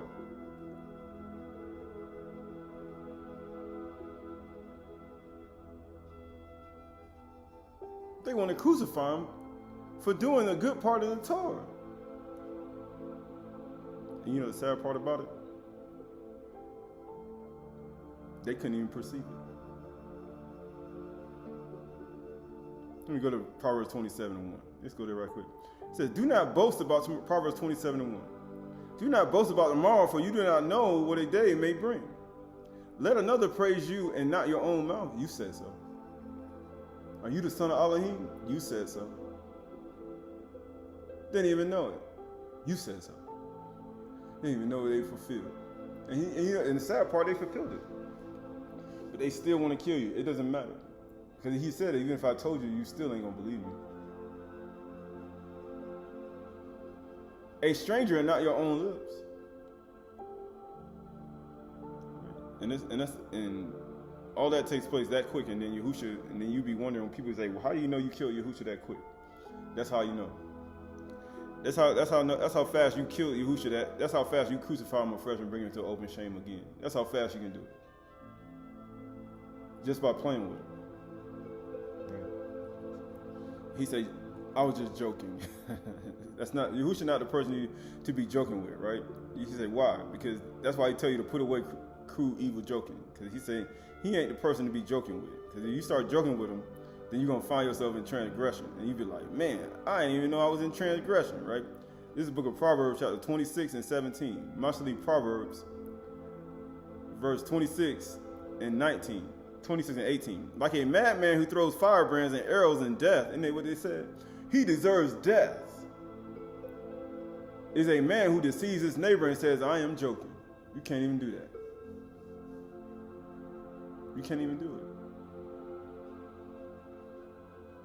it. He said, you mess around and kill Yahushua Mashiach again. You can't even do it. You can't even do it, right? So this is the book of, we're almost finished. Right, so this is the book of, he gave his cheeks to those who plucked out the beard, right? So that's all a part of it, right? So this is the book of Matthew, going to the book of Matthew.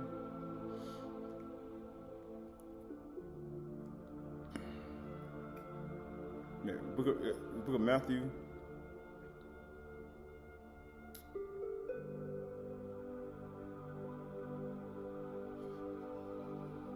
Let's go to the book of Luke. Let's go to the book of Luke. Book of Luke, chapter 22, and verse 66. Going back there. And when they came to the assembly of the elders and the people gathered together, both the chief priests and the scribes, and they led him away to their council, and they said, if you are Mashiach, tell us. But he said to them, if I tell you, you will not believe. And if I ask you, you will not answer. But from now on, the son of Adam shall be seated at the right hand of power of Elohim. So they all said, are you the son of Elohim? Then, are you the son of Elohim then? Then he said to them, you say that I am. Then they said, what further testimony do we need? We have heard it ourselves. Verse 23. Then the whole company of them arose and brought him before Pilate, and they began to accuse him, saying, we found this man misleading our nation, forbidding us to give tribute to Caesar, and saying that he himself is Mashiach, or Mashach. But now they turn into Mashiach because they put their hands on the Mashach. Because anointed means Mashach, but then they put their hands on the Mashach, and now that he's Mashiach, a king, right? It says, and Pilate asked him, are you the Malach of the Yahudim? And he answered to him, you have said so. They don't even know what they're doing. Let another man praise you, not your own. You said so. Then Pilate said to the chief priests and the crowds, I find no guilt in this man.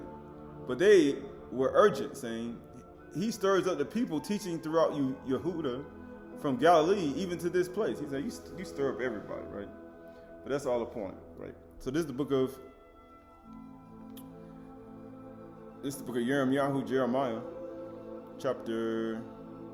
Jeremiah chapter 14 and verse 16.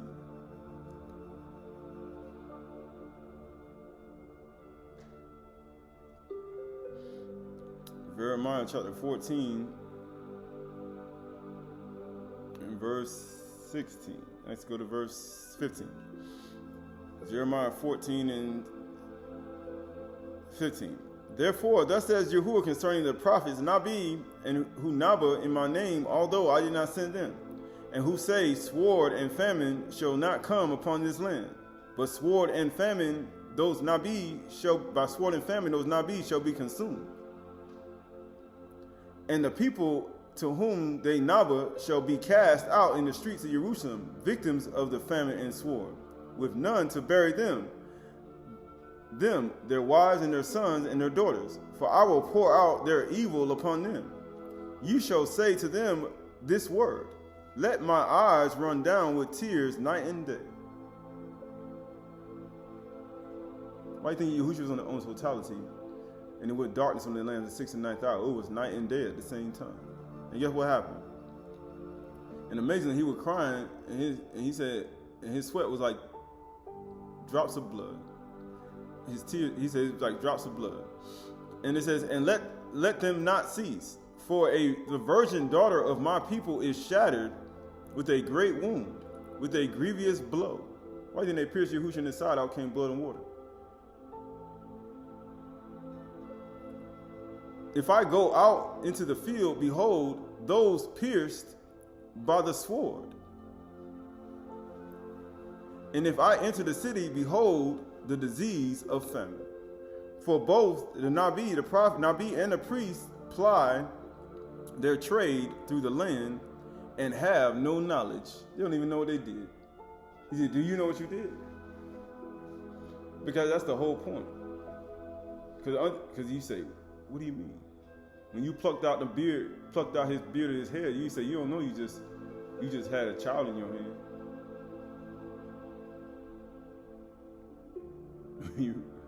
He said, you don't even know it. You don't even know it, right? Because that's the whole point. Right, you almost finished. This is 6:48. We almost finished. Right, so this is the book of Jeremiah 16. This is the Jeremiah chapter 16. Jeremiah chapter 16, or it say 14. Actually, go back to 14 and 2.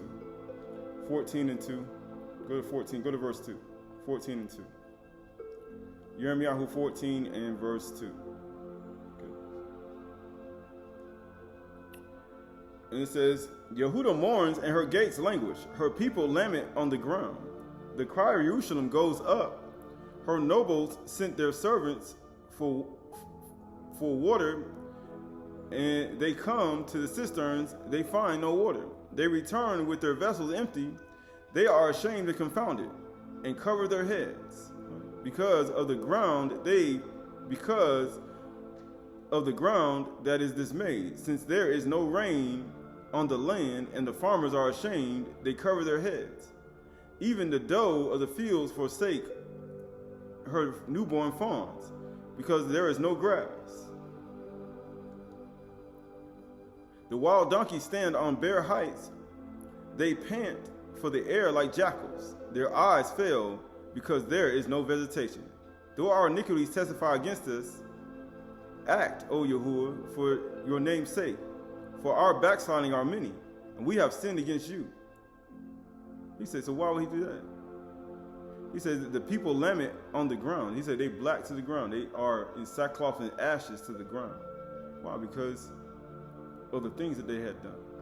They are in, he said, sackcloth and ashes and black. They black to the ground. They languish to the ground because of a famine that the Nabi said it ain't going to happen. But he said it is going to happen.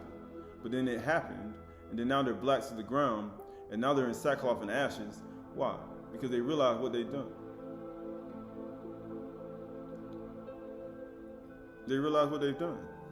And by doing that, then they understand why all these things had to happen? Why Yahushua had to die? Why all these things had to happen? Why they had to give him sour wine at the end? Right, going to Yuchanan chapter 18 and verse 1. Actually, Yuchanan chapter 18 and verse 32. Actually, let's go to 19.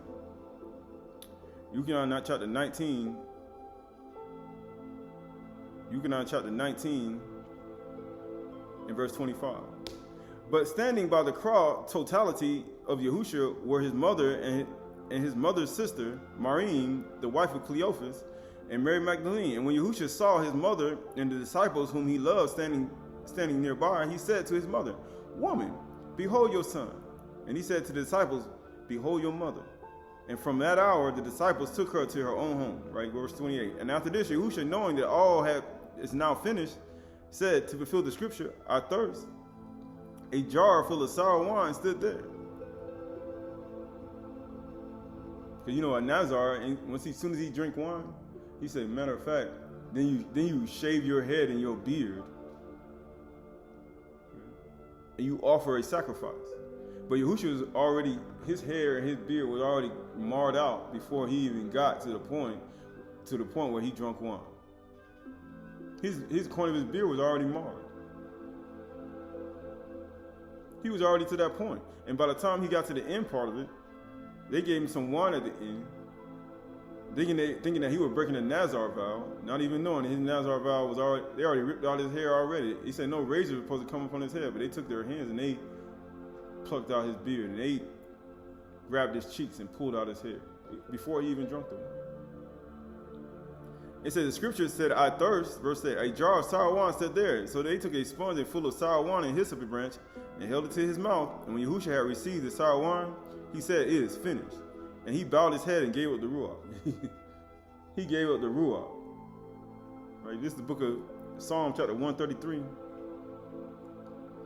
Psalm chapter 133 and 1. Tahalim chapter 133 and 1.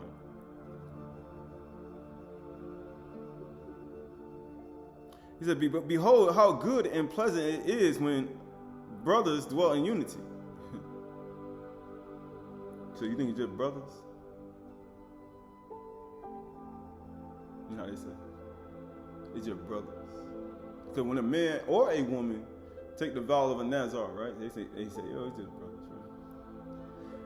And it says, it is like precious oil on the head running down on the beard of Aharon, the beard of Aaron, running down on his collar of his robe. It is like the dew of Hermon, which falls on the mountains of Sion. For there Yahuwah has commanded the Barak, blessing life forevermore. So when that woman came and brought that alabaster box, and she poured on his head, what do you think that oil dripped down to? On his beard. Yahushua's beard. And when it dripped on the oil of his beard, man, it's like the dew of Mount Zion. It's like the dew of Hermon, which falls on Mount Zion. It's just like the dew of Shamaim that falls on Mount Zion. It's like the dew of Hermon, which falls on Mount Zion. It's just like the water that flows down from the top of Mount Hermon on Mount Zion. Because Mount Hermon sit higher than Mount Zion. He said, man, this woman has done a good thing for me. She did this for my burial. And people say, you don't even know how much that woman fulfilled just by that. She fulfilled when all Yahoo anointed, all Yahoo sent the young child to anointed Yahoo. She fulfilled the high priest. When it came to him being anointed high priest in the book of Yaakov, right? She fulfilled a lot of things. He said he poured that oil in him when they anointed Dawid to be king of Yasharal and Yehuda. Near Carbon. Man, she fulfilled a lot of stuff. You just don't know it. She fulfilled a lot of stuff. And guess what happened? It said, for Yahuwah has commanded the Barak life evermore. Why? Because that's the whole point. He said, you understand this? He said, if you can understand this, after you understand why the sparrow was taken, the dead, one sparrow was dead and they was taken, and the other one was left alive. He said, once you understand that, and once you understand that, and you take that clean, that one that was left alive. We ain't talking about Barabbas. We talking about Yahushua Mashiach, because he's still alive. Right, this book of Matthew chapter 26 and 1. Actually, go to Matthew 28 and 1. Matthew 28 and 1. Matthew 28 and 1. Now after the Shabbat, toward the dawn of the first day of the week, Mary Magdalene and the other Mariam went to the tomb, and behold, there was a great earthquake, and the Malach of Yahuwah descended and came down and rolled back the stone. His appearance was like lightning, and his clothes white as snow. And for fear of the guards trembled and became like dead men, and the Malach said to the woman, do not be afraid, for I know that you seek Yahushua, who was crucified. I know you seek that sparrow that you thought was dead.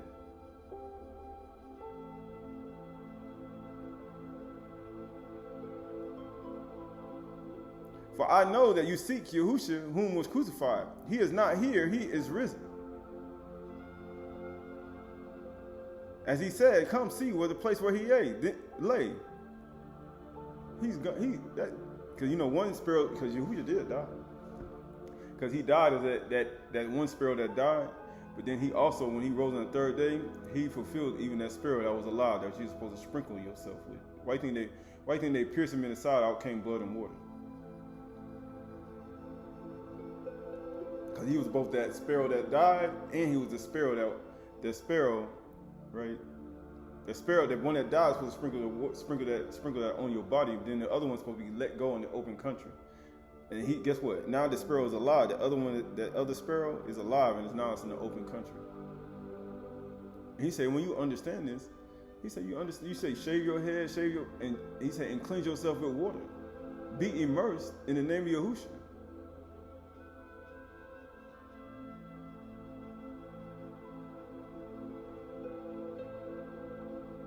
He said, have a new beginning. But he said, all this is all part of it, right? All this is a part of it, right? All this is a part of it, right? So this is the book of Dead Sea. This is the Dead Sea Scrolls. This is almost fun. Dead Sea Scrolls. 4Q 250, 4Q 257, or I say 4Q 256. 4Q 256 and 4Q 257, right? But this is page 517, column 2. And the Levites shall curse all the men of the lot of Belial.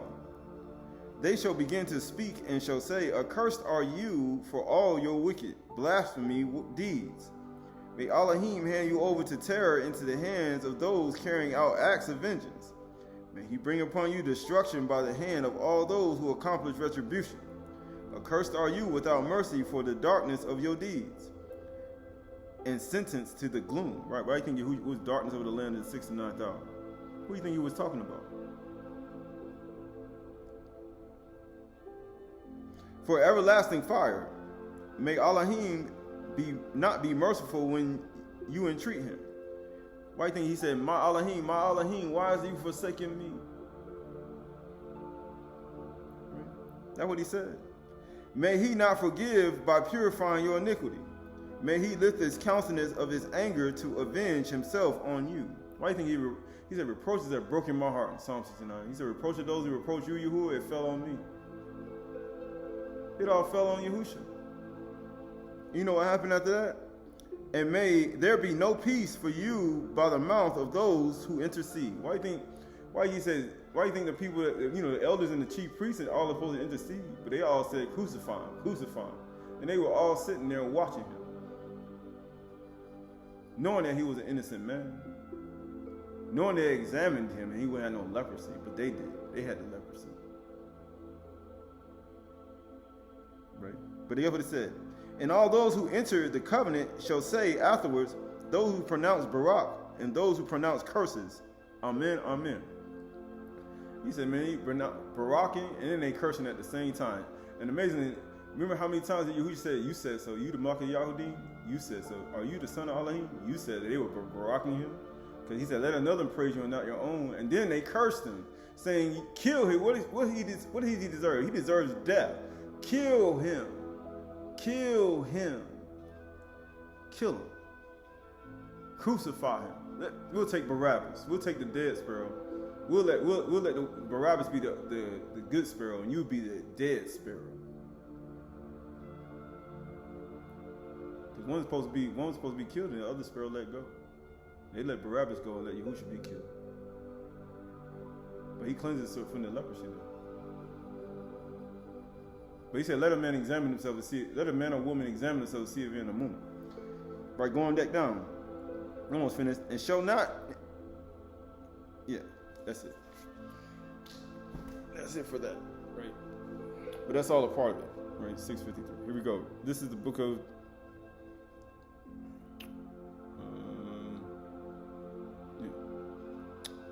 So this is the book of. This is the book of Micah. Micah.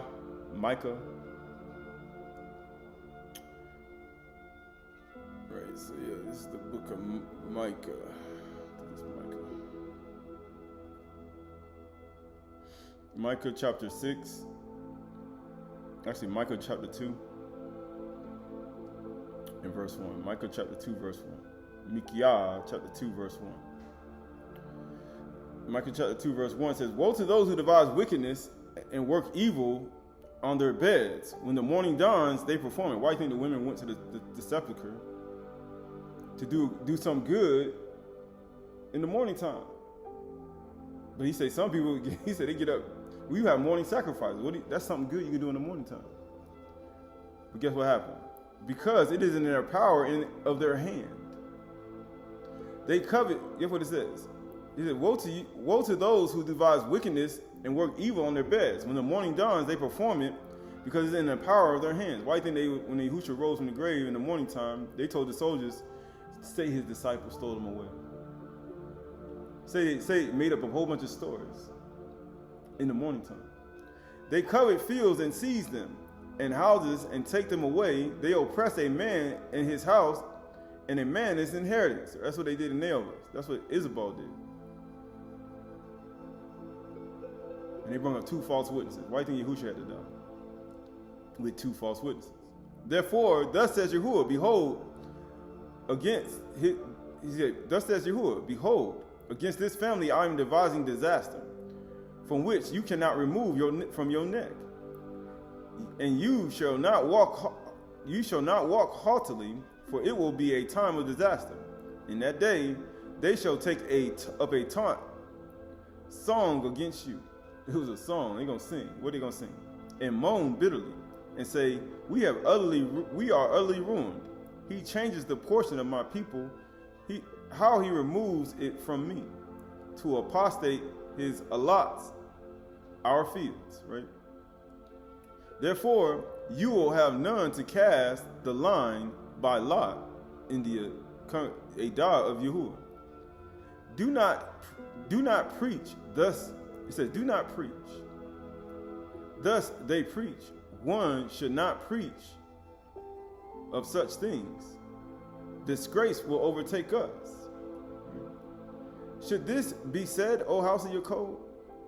Has Yahuwah grown impatient at his deeds? Do not my words do good to him who walks uprightly? Guess what it says? But lately, I say lately, right? He said, lately, my people have risen up as an enemy. They don't tell Yahuwah, I love you anymore. And they don't do it by their deeds. But lately, my people have risen up again as an enemy. You strip the rich robe from those who pass by trustingly. But guess what it says? Why didn't they strip Yahushua of his robe? You know what happened? With no thought of war. You did it with no thought of war. But guess what happened? The women of my people you drive out from their delightful houses. And you know what else he said? For their young children you take away my splendor forever. You know, he says, woe unto you who offend one of these little ones who believe in me. It'd be better that a millstone be tied around your neck and you be cast in the midst of the sea, than you offend one of these little ones who believe in me. Because you do damage to his children.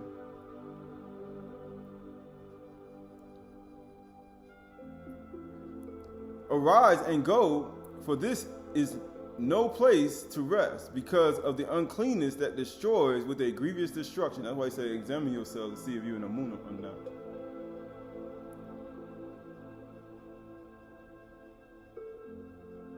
Every single day. If a man or woman should go about and utter wind and lies,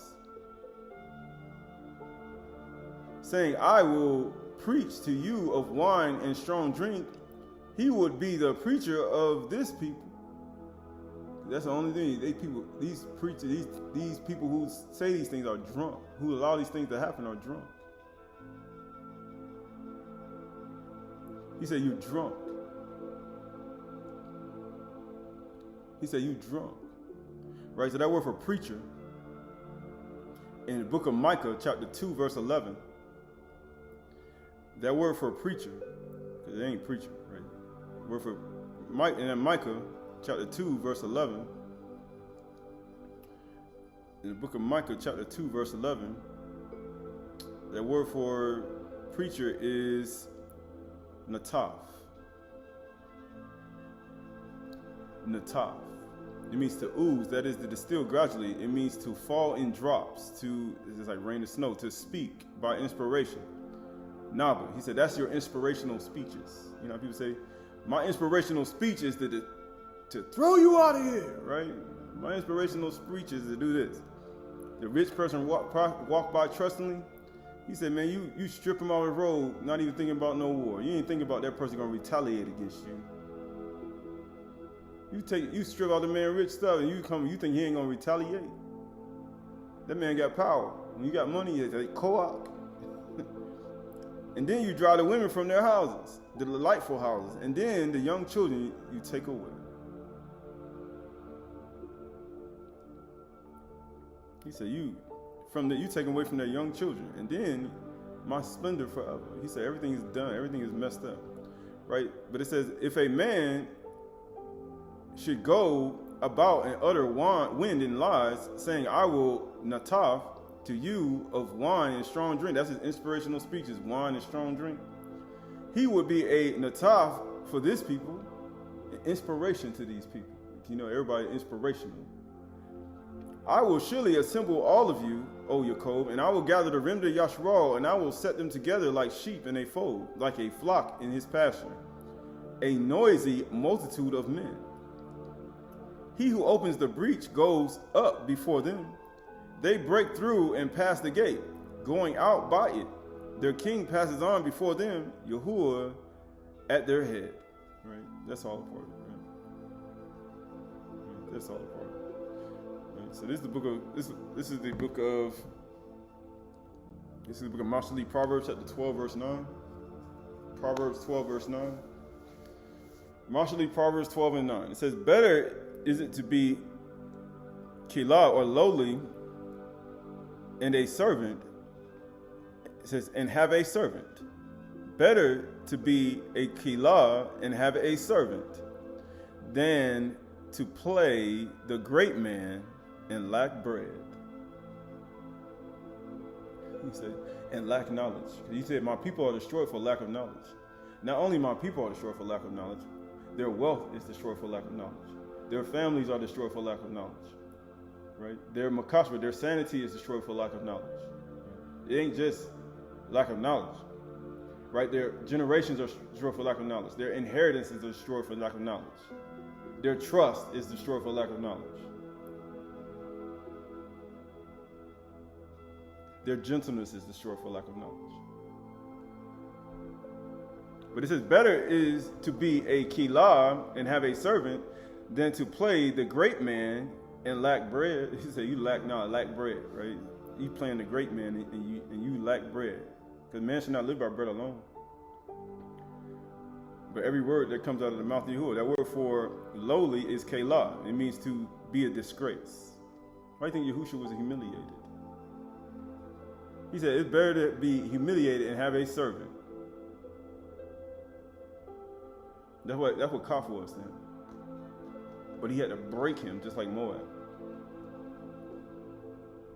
It means to be disgraced, dishonored, lightly esteemed, discouraged, despised. He said it's better to be discouraged, despised, dishonored, lightly esteemed with a servant.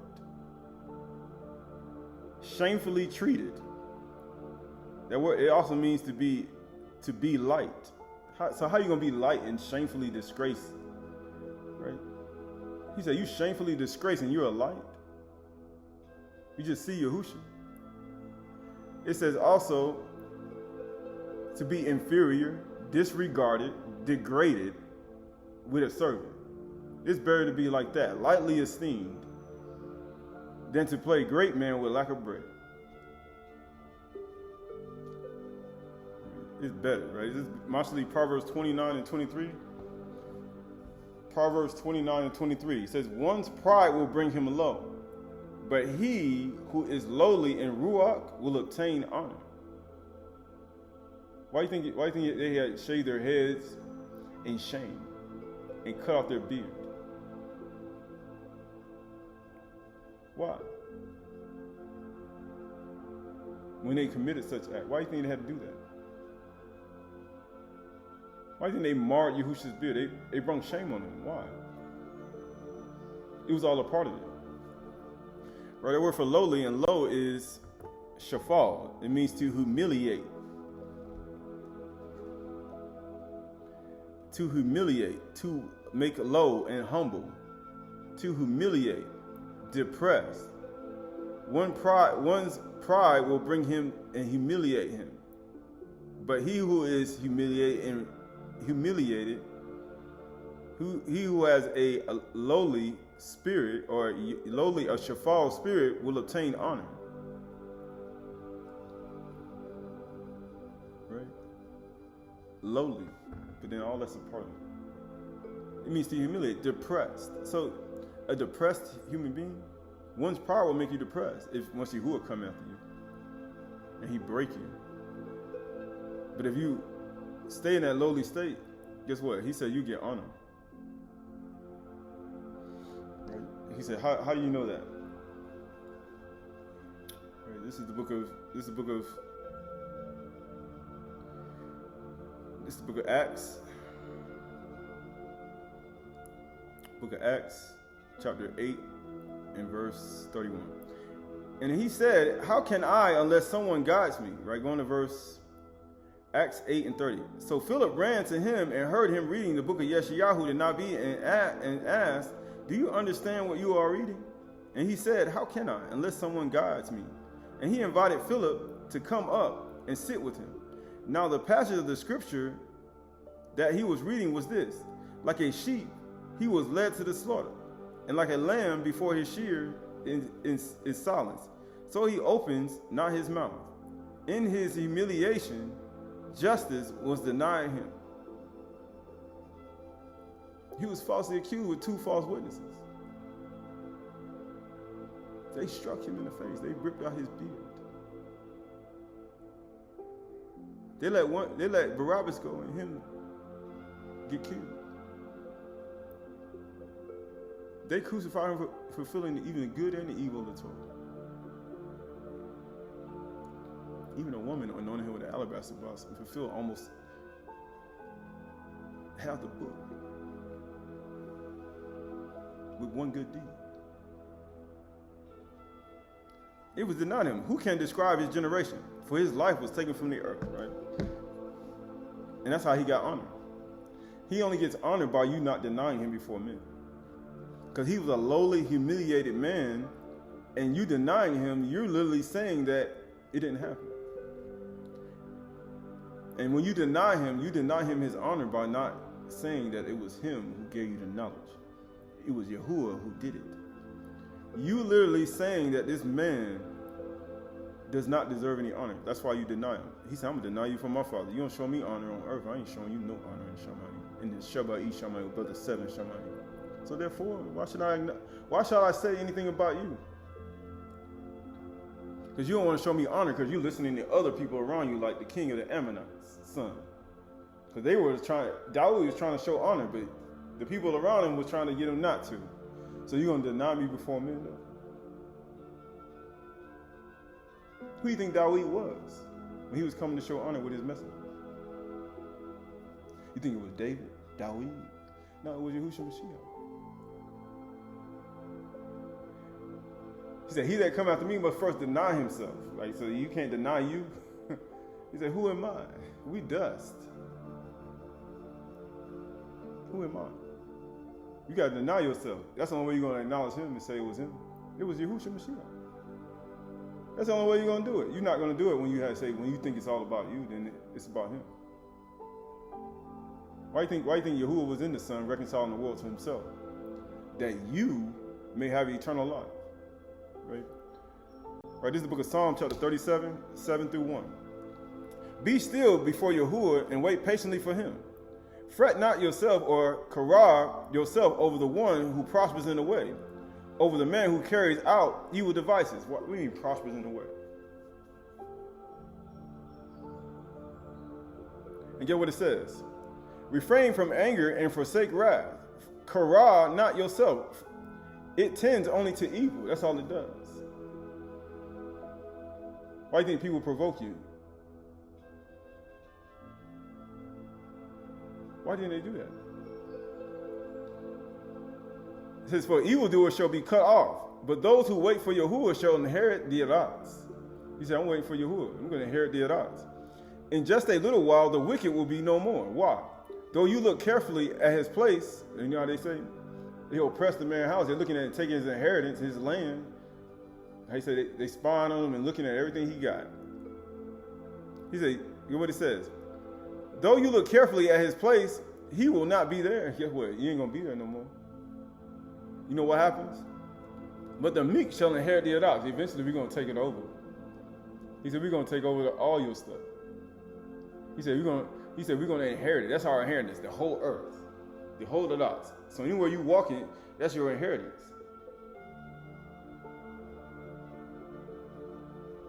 But you know what they want? They want to take away your inheritance.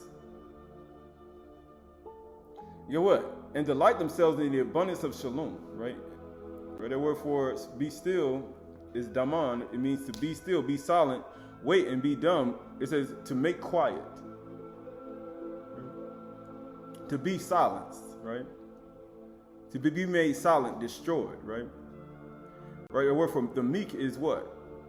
It says, but the meek, it says, Ayinu, the poor, the humble, the afflicted, the meek, the poor, the needy, shall inherit the Aydahs and delight themselves in the abundance of shalom. The Ayinu, the poor, the needy, the meek, it says, but the meek shall inherit the Aydahs and delight themselves in the abundance of shalom. Completeness, soundness, peace and quiet, tranquility, relationship with peace, right? Friendly, welfare, all that's a part of it, right? This is Proverbs chapter 16, 19 through 20. It is better to be of an Ayinu or a humble ruach with the poor than to divide the spoil with the proud. Whoever gives thought to the word will discover good, and Barak is he who trusts in Yahuwah.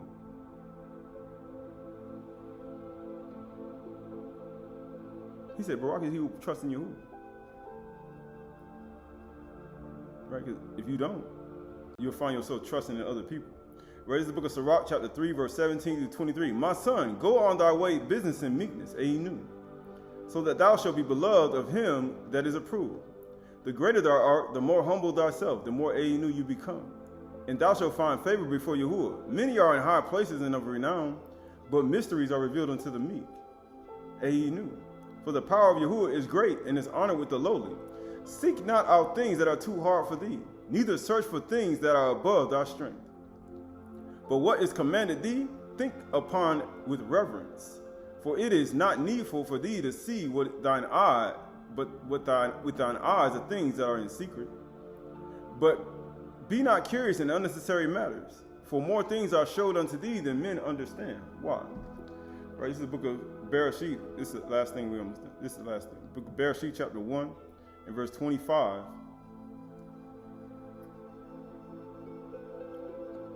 And verse 27. Verse 25. Bereshit, chapter 1, verse 26. Then Elohim said, let us make Adam in our own image, Damu Salim, and let them have over the fish of the sea, the Degah, over the birds, the oath of the Shamayim, over the Behemah, over the earth, and the creeping things on the earth. So Elohim created Adam in his own image. In the image of Elohim, he created him, both male and female, he created them. It was a Zakar Nakabar. And Elohim baraked them and said, be fruitful and multiply and fill the earth and subdue it. Subdue it with what? He said, be fruitful and multiply in what? And so how are you going to subdue the earth? And you got to be fruitful and multiply in what? Right, this is the book of, actually, keep going.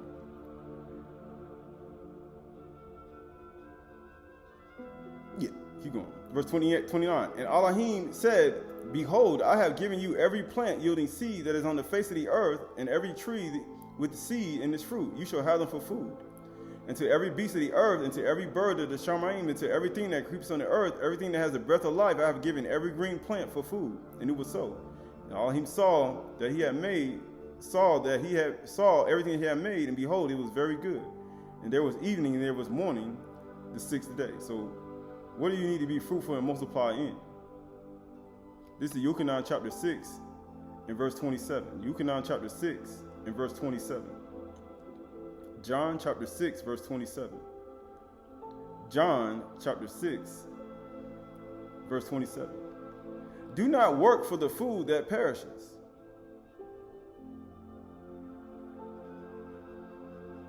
You know, that's the food, the food that we farmed and is fruitful and multiply. You know, the stuff you plant, the seeds you plant in the ground. You know, all that's the part of the food that perishes because it decomposes when the sun gets through the longest day, it's going to eventually go away. You're going to have to harvest and store it away and get ready for the winter. That's the food that perishes. And guess what? Do not work for the food that perishes, labor, but for the food that endures unto eternal life. What endures to eternal life? He said, I'm going to give you a well of water that's going to spring up to everlasting life. He said, give me this living water. Because how does plants grow? With water. That's how it's going to grow. He said, you get this water, you'll never thirst again. But it says right here, labor for the food that endures to eternal life. What food he talking about? The food that we just said in Bereshit? He said, these words I speak unto you, they are ruach and they are life.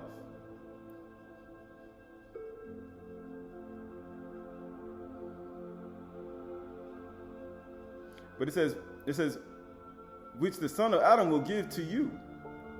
For son of Yahuwah will give to you. For on him, the Elohim, the Father, has set his seal. Then they said to him, what must we do to be doing the works of Elohim? Because you know how you're talking about, how we know we're doing the works of Elohim? Yahushua answered them, this is the work of Elohim, that you believe in him whom he has sent. So they said to him, then what sign do you do, that we may see and believe you? What work do you perform? He said, what are you doing? Our fathers ate manna in the wilderness, as it is written, he gave them bread from Shamayim to eat. Yahushua said to them, truly to you, I say to you, it was not Messiah who gave you the bread from Shamayim, but my Father gives you the true bread from Shamayim. For the bread of Elohim is he who comes down from Shamayim and gives life to the world. They said to him, sir, give us this bread always. Yahushua said to them, I am the bread of life. Whoever comes to me shall not hunger. And whoever believes in me shall never thirst.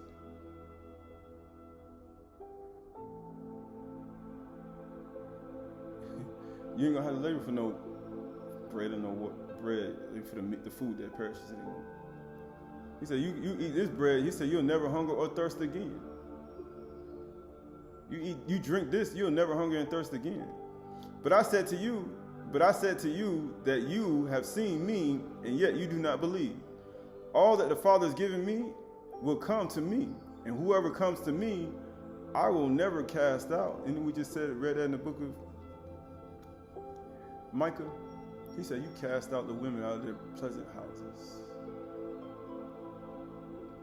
And you took the children away from their pleasant inheritance.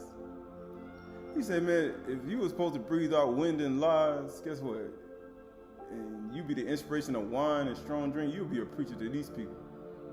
But not Yahushua. Because Yahushua wasn't drinking no wine during this time, because he was a Nazarite. So anything good come out of Nazareth?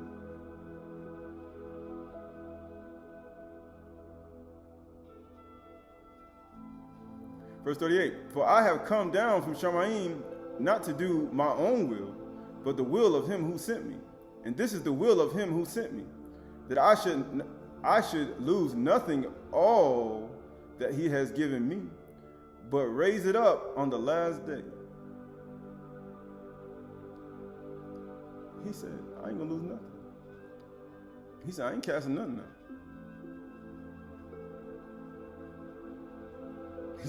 He said, I only lost the son of perdition, but he said, I'm gonna go get the son of perdition too, though. Just like Manasseh, he did more evil than all the people in Yasharah. And Yahuwah forgave him. Matter of fact, what did he do? He forgave that man. He said, if David can get forgiven he literally forgave Dawid for the things he did. He forgave the children of Yasharah. He said, forgive them, Father, but they know not what they do. He forgave all y'all stuff.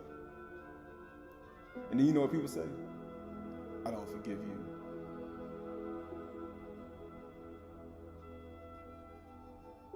They cast you out. He said, and then you know what he say? You know what he said to the person that cast you out? He said, let us go outside the camp. He's in better reproach that he did. He got something for everybody. So please don't be thinking like, he just like the woman who got cast out of Abraham's house. He said, yeah, return back to the person he said, I'm going to multiply your seed. Your seed going to be multiplied too. So what are you going to multiply in? Right, let's finish this up and then we'll be done. This is the book of, let's find out what the order is, right? Right, so this is the book of Peter, Aleph Kaf, second Kaf. 2 Peter, Aleph Kaf, 1 and 3. 2 Peter 1 and 3. His divine power has granted to us all, both male and female, things that pertain to life and godliness, righteousness, and kindness, right? Through the knowledge of him who called us to his own kabod and excellence, by which he has granted us his precious and very great promises, so that through them you may become partakers of the divine nature, the supernatural being, having escaped from the corruption that is in the world because of sinful desires. Because that's how you know. That's why you got to examine yourself daily. It's just sinful desires, things that you want. For this very reason, make every effort to supplement your amunah, your faith, your belief in Yahushua Mashiach, that, you know, the bread, the water, the food, that you will never thirst or hunger again. Supplement that, your amunah, your belief, with virtue. And virtue, knowledge. And knowledge, self-control. And self-control, steadfastness. And steadfastness, godliness or kindness. And kindness with brotherly sisterly affection. With brotherly sisterly affection, with love. If these qualities are yours, because that's your water. Keep you talking about water. What waters your amunah and your belief? What waters it? What gives it life? What allows it to continue to grow? What waters it?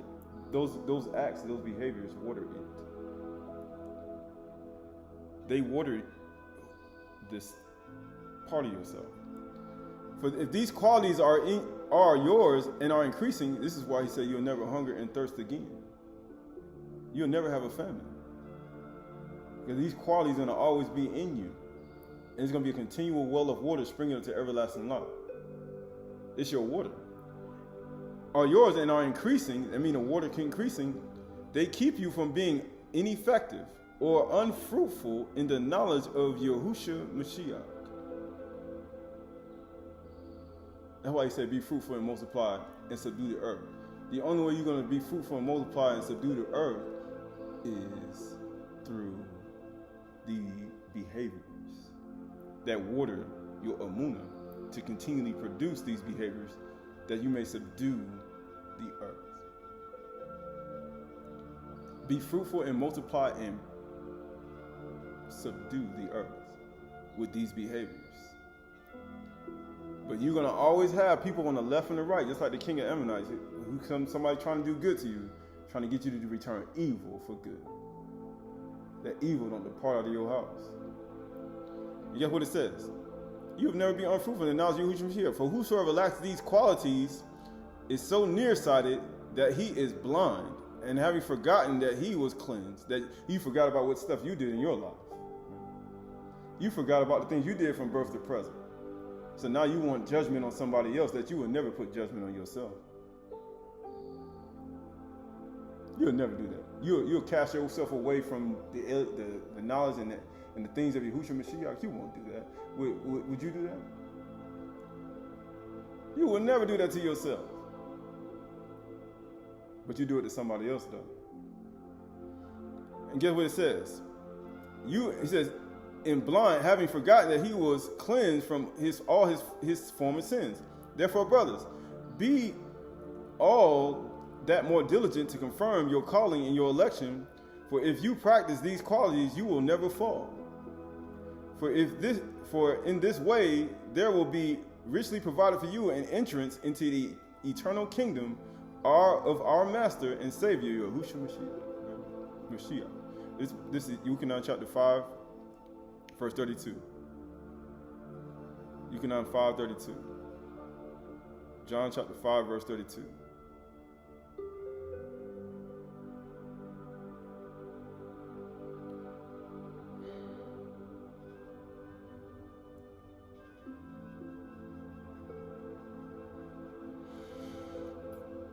I think this is it.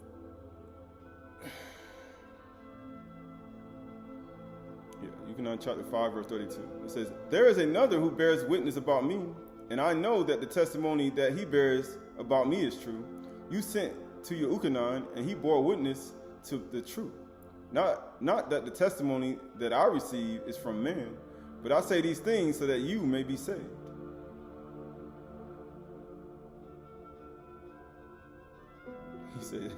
He said that's the only reason he says it, right? This is Yuchanan 7:32. Yuchanan 7:32. Yuchanan 7:32. Yuchanan 7:32.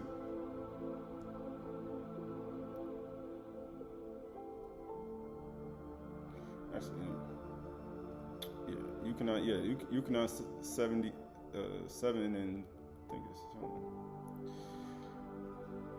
it's John chapter 7 verse.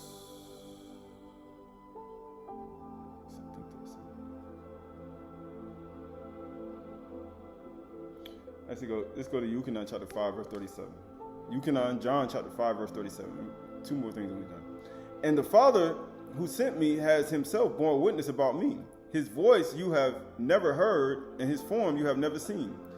And you do not have his word abiding in you, for you do not believe the one whom he has sent.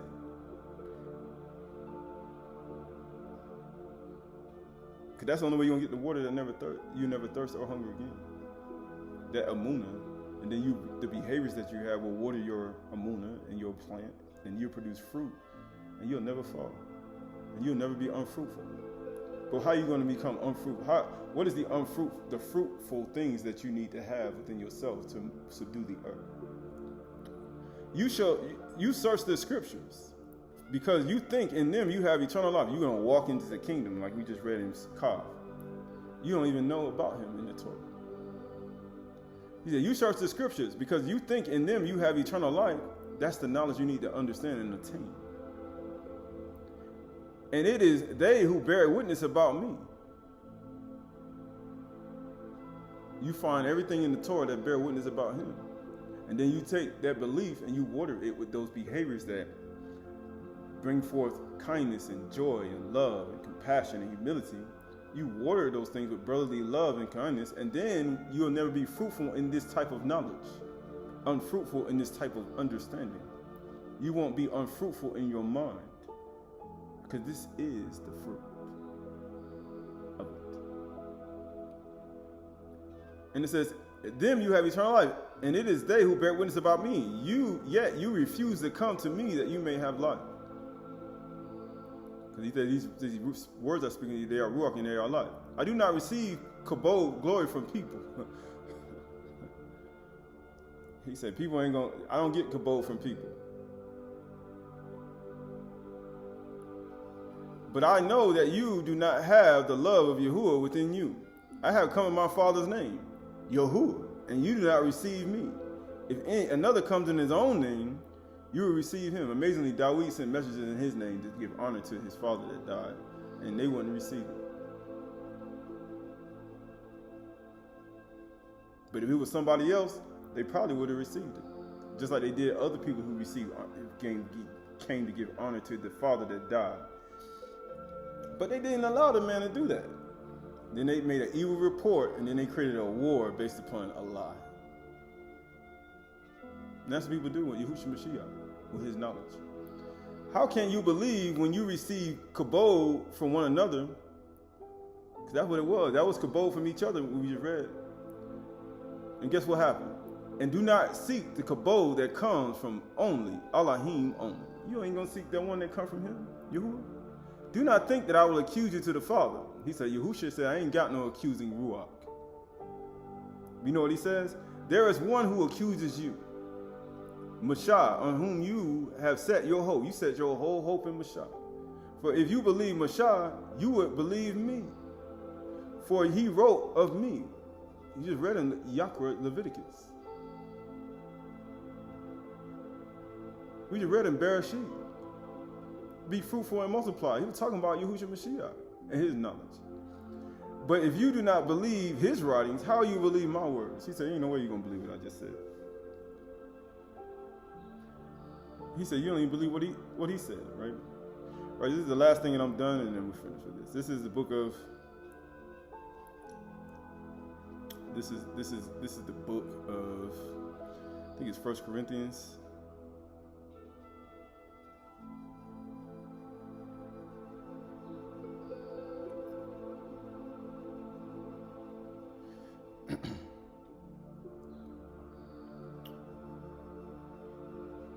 This is the first.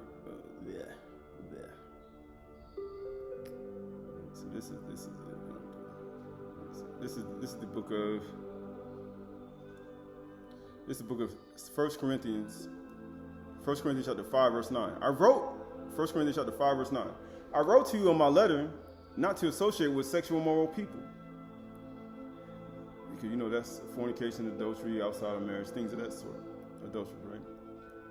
Not at all means it's sexual immoral this world, right? Because that's the people around you. And the greedy, the people who greed, swindlers, or idolaters, right, in the world. Since you would need to go out of the world. Because I live in the world, I'm not of it. But you see all these people around. But guess what it says? But now I am writing to you not to associate with anyone who bears the name of a brother or sister who is guilty of sexual morality. It doesn't matter who they are. It could be he said it could be your mother, your father, your sister, your brother, your pastor, your morah, your teacher. It could be a prophet, a nabi. It doesn't matter who they are.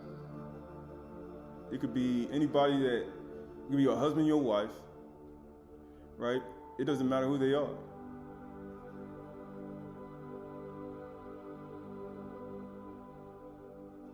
Why?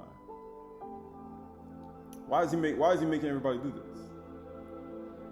And it says, or greedy, right? That's anybody, because you know, he who is greedy of unjust gain stirs up strife. Greedy. You're supposed to pray for perfect prosperity according to the book of God. But they're greedy.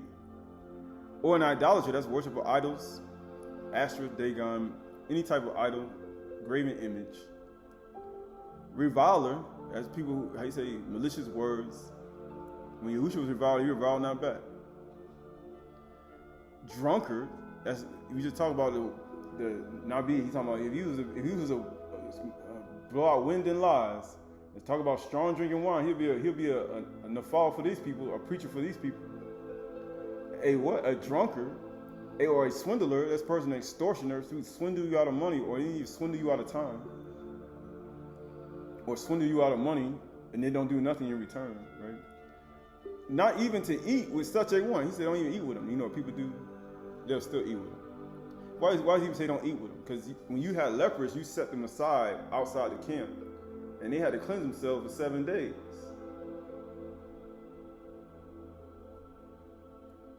They had to be in a certain state for 7 days, not their whole life. Not their whole time. Even Dawid, when he did his sin, you know what happened to him? Yahuwah forgave him. With an innocent son that died.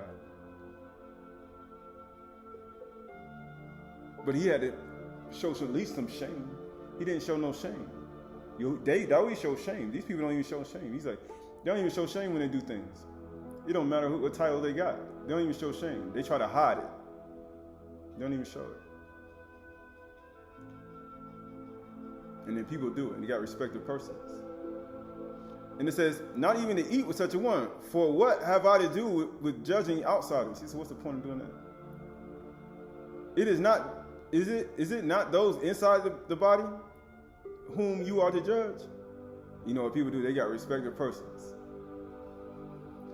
Elohim judges those outside. Purge the evil person from among you. How are you going to purge him? He said, by not eating with them. How are you going to purge themselves from the evil that they done? Nobody going to do that. If you continually around people egging them on and cheering them on and doing all this stuff around them, guess what? Ain't nobody going to make any changes. He said, I got my yes crowd around me. Right? But in actuality, when you have a yes crowd, then you ain't going to make nothing right. But that's the whole point, right? But this is the last thing that I'm done. It just popped in my mind. It's 7:34. Man.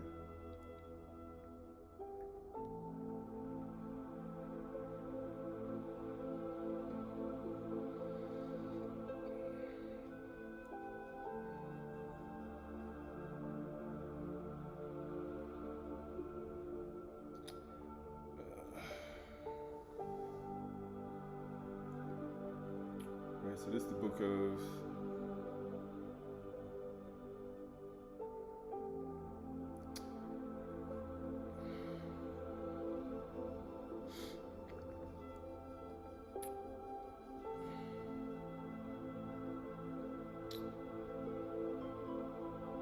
So this is the book of James. James chapter 9. Oh, James chapter 2, verse 8. James 2 and 8.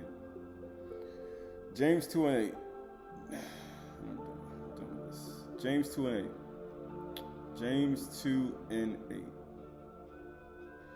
It says, if you really fulfill the royal Torah law according to the scripture, you shall love your neighbor as yourself, you are doing well.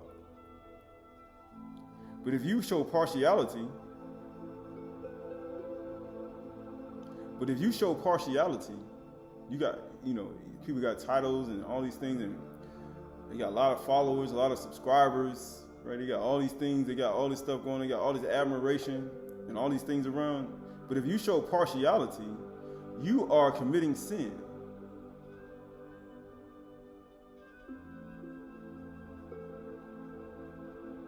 He said, no, don't even eat with them. But they throw a feast for him.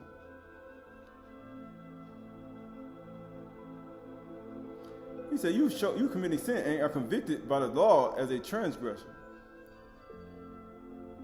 He said, you got to respect the persons. Guess what? For whosoever keeps the whole law but fails in one point has become guilty of all of it. For he who said, do not commit adultery, also said, do not murder. He said, I killed him. He said, okay. Was he innocent or was he guilty? I destroyed him. Was he innocent or guilty? You don't know. The person committed adultery and fornication and all these things. You're eating with the person. You're giving that person, you're showing that person no shame. Like they have no shame. No, they have to have shame. They need to show something. Because you see all this shame Yahusha. But Yahusha said, I ain't going to be put to shame, but all of the stuff that he went through was for your shame. That you were supposed to have showed and bear yourself.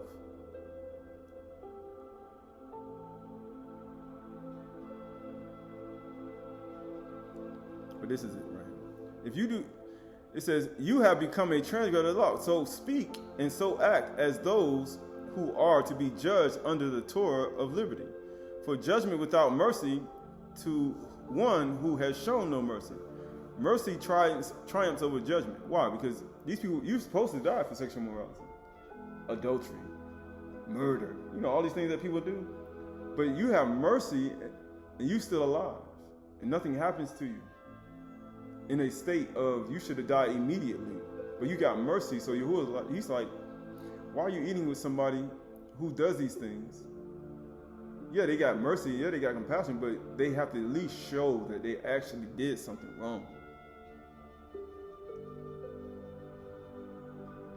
Because if you're saying that they didn't, even though they did, you're literally signing off and having respected persons. And then when you have respected persons, then you say, now you are guilty of sin as well, just like they are. And you partaker in their deeds. Verse 14. What good is it, my brothers and sisters, if someone says he has emunah but does not have works? So you believe all this stuff, but then you ain't got no works to show for it. We ain't talking about even the things when you show partiality, that's your works.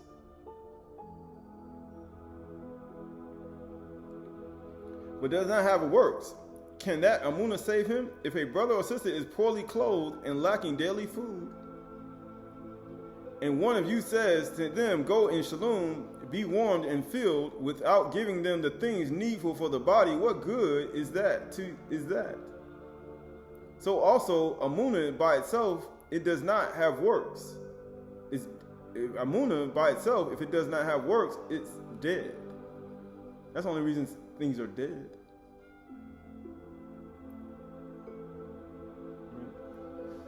That's the only reason, right? Going back to Sirach 3:19, it says, many are in high places and renowned, but mysteries are revealed unto the meek. For the power of Yahuwah is great and honor with the lowly. Seek not out things that are too hard for thee, neither search for things that are above thy strength. But what is commanded thee, think thereupon with reverence. For it is not needful for thee to see with thine eyes the things that are in secret. Be not curious in unnecessary matters, for many things are showed unto thee that men and women understand. Right, so we look at all that. We look at Yahushua Mashiach. We look at the true light of life, the true bread which came down from Shemayim, which never allow you never hunger or thirst anymore. The one who bore our shame, bore the things that we were supposed to bear, he bore it. And even though we plotted and schemed against him and destroyed him, yet he was not put to shame, because he trusted in Yahuwah, his Father, even his humiliation, even in the false accusations, even during the time when he was even shaded and bald and marred above any man. And even as the oil was poured upon his head during he was on the table, even as it poured upon Aharon's beard, but it wasn't talking about Aaron. It was talking about Yahushua Mashiach.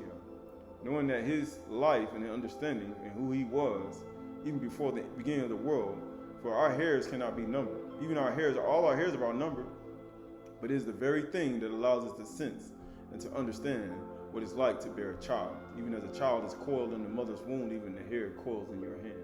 And knowing that even as the hairs are coiled in your hand, knowing that these things that you behold with your natural man are a very reflection of the one who was sent from the highest Shemayim.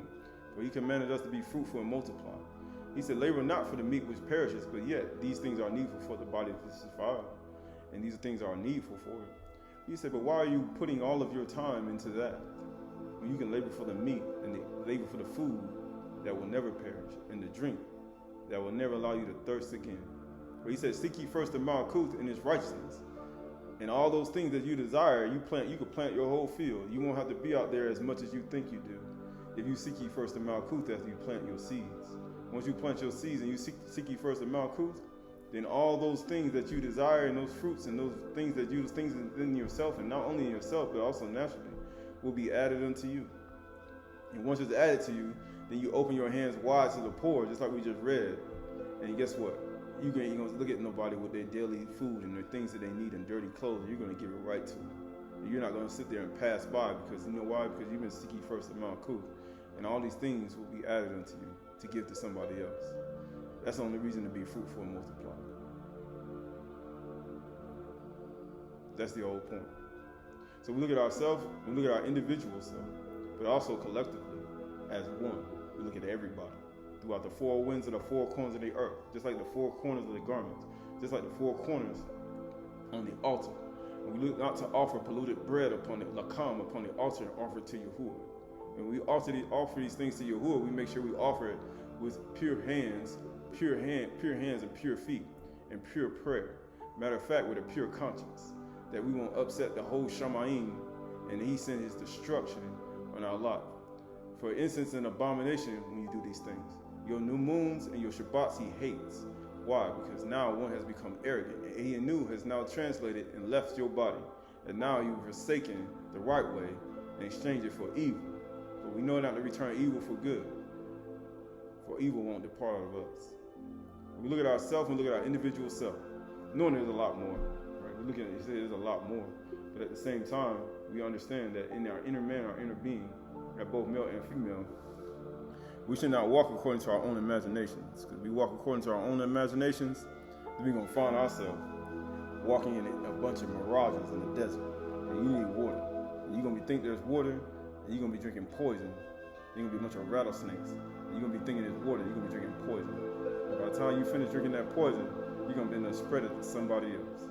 So we look at all the things that's happened and everything that's going to happen. For even as all things are moving upon the seven celestial circles, for he likened his judgment to a circle, eventually the longest night is soon approaching.